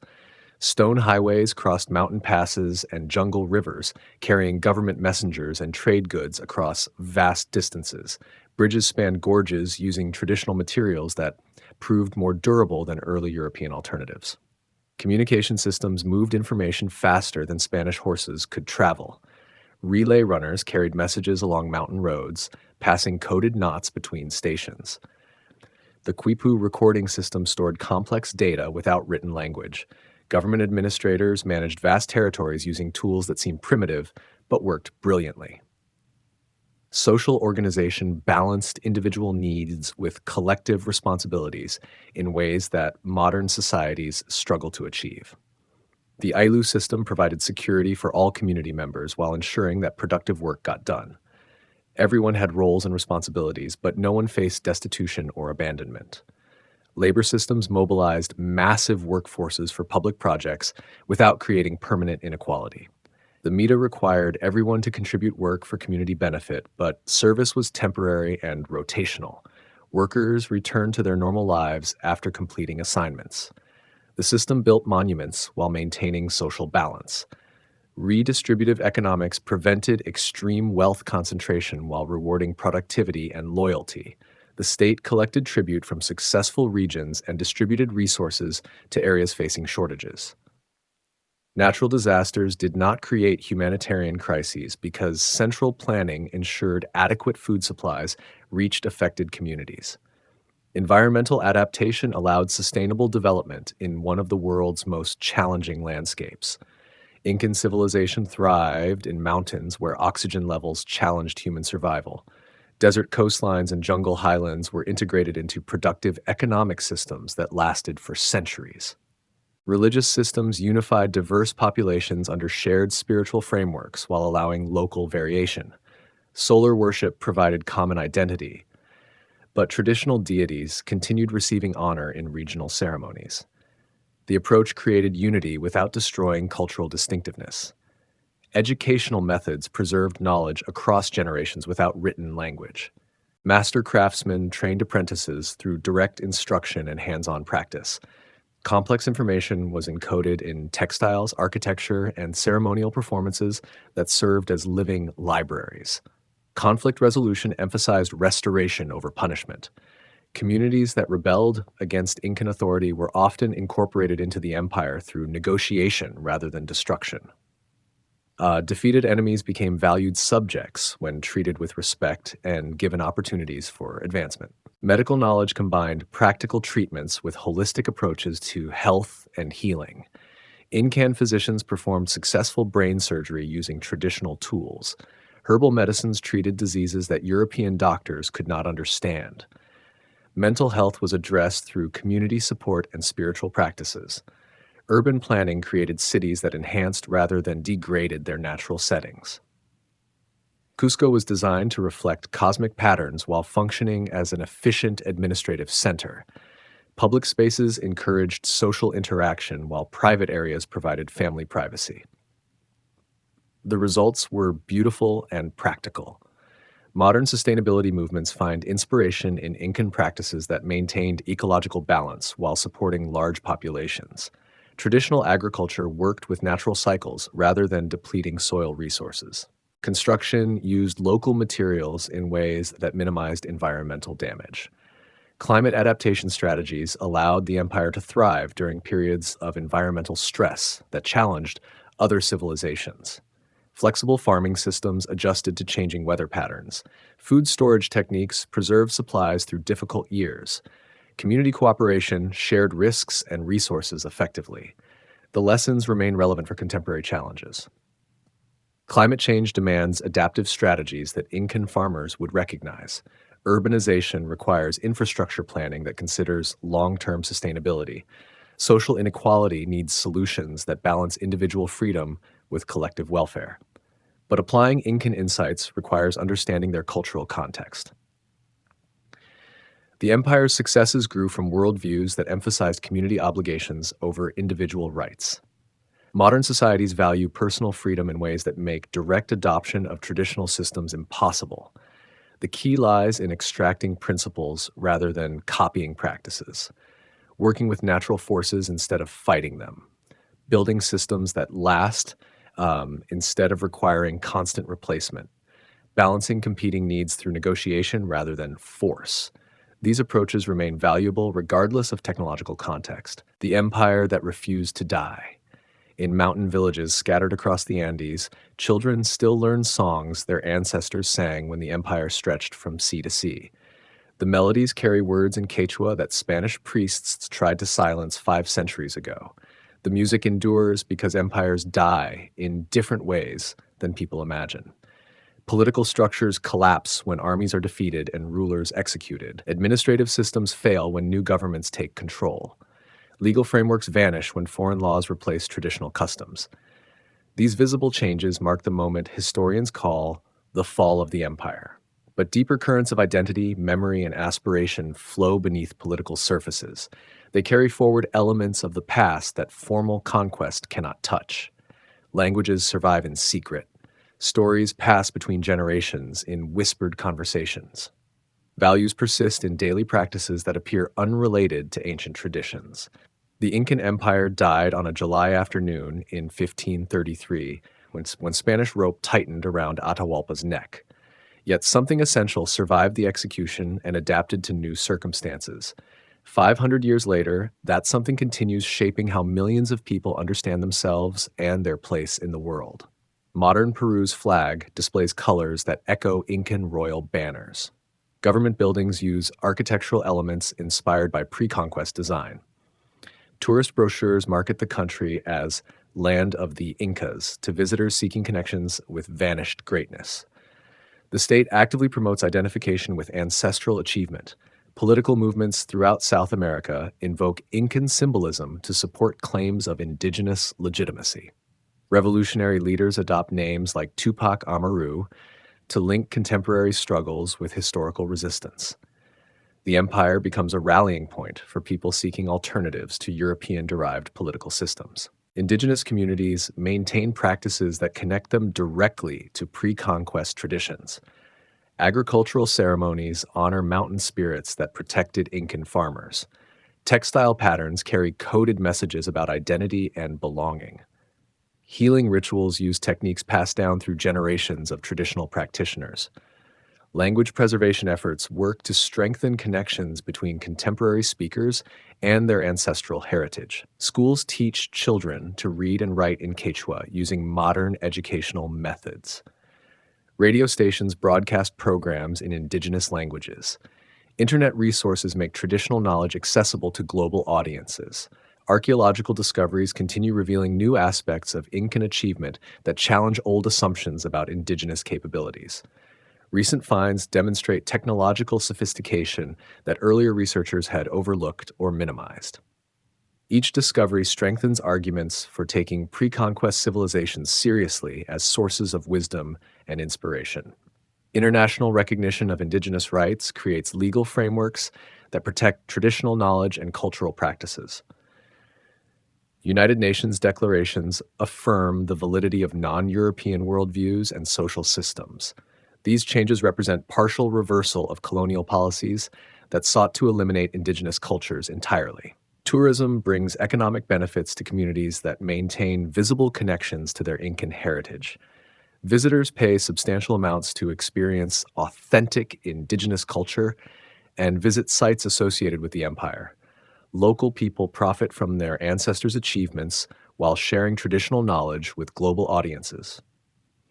Academic research programs document and analyze indigenous knowledge systems that were once dismissed as primitive superstition. Universities establish departments dedicated to Andean studies. Scholars recognize the sophistication of traditional ecological management, social organization, and technological innovation. Climate change research finds valuable insights in traditional farming methods that sustained large populations in challenging environments. Incan agricultural techniques offer alternatives to industrial practices that have proven environmentally destructive. Ancient wisdom becomes relevant for contemporary survival challenges.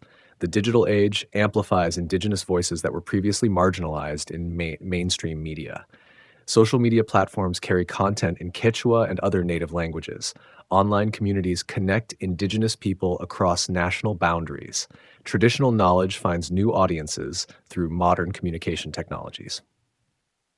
Popular culture embraces Incan themes in ways that introduce new generations to indigenous achievement. Films, novels, and video games feature characters and settings inspired by Andean civilizations. Children worldwide learn about empires that created great works without wheels, writing, or iron tools. But romanticization can be as problematic as dismissal. Modern fascination with Incan achievement sometimes ignores the complexities and contradictions of actual historical experience. The empire included exploitation and violence alongside its remarkable accomplishments. Honest evaluation requires acknowledging both positive and negative aspects of the legacy. Contemporary indigenous movements face the challenge of building on traditional foundations while addressing modern realities. Ancestral knowledge must be adapted to circumstances the empire's builders never faced. Cultural preservation requires change and growth, not static repetition of ancient practices. The empire's greatest legacy may be its demonstration that human societies can develop along paths very different from European models while achieving remarkable results. Alternative approaches to organization, technology, and environmental management remain possible. The Incan example expands imagination about what civilizations might accomplish. Future generations will continue reinterpreting the empire's meaning as their own circumstances change. New archaeological discoveries will revise understanding of Incan capabilities and limitations. Evolving indigenous rights movements will find fresh relevance in ancient precedents. The empire's story will grow and change because living cultures cannot be frozen in time. The Incas built something more durable than stone cities or golden temples. They created an identity that could survive conquest, colonization, and centuries of suppression. That identity continues evolving as new generations discover their own connections to the mountain empire that refuse to die. In the end, empires persist not through political control, but through their influence on human imagination. The Incas shaped how millions of people think about power, community, and relationship with the natural world. These influences will continue long after the last tourist leaves Machu Picchu and the final academic study is published. The empire that began in a small mountain valley and grew to span a continent lives on in ways its builders never imagined. It survives in children's songs, farmers' ceremonies, and activists' dreams. It endures because some things are too powerful for conquest to destroy, too meaningful for time to erase, and too important for the future to forget.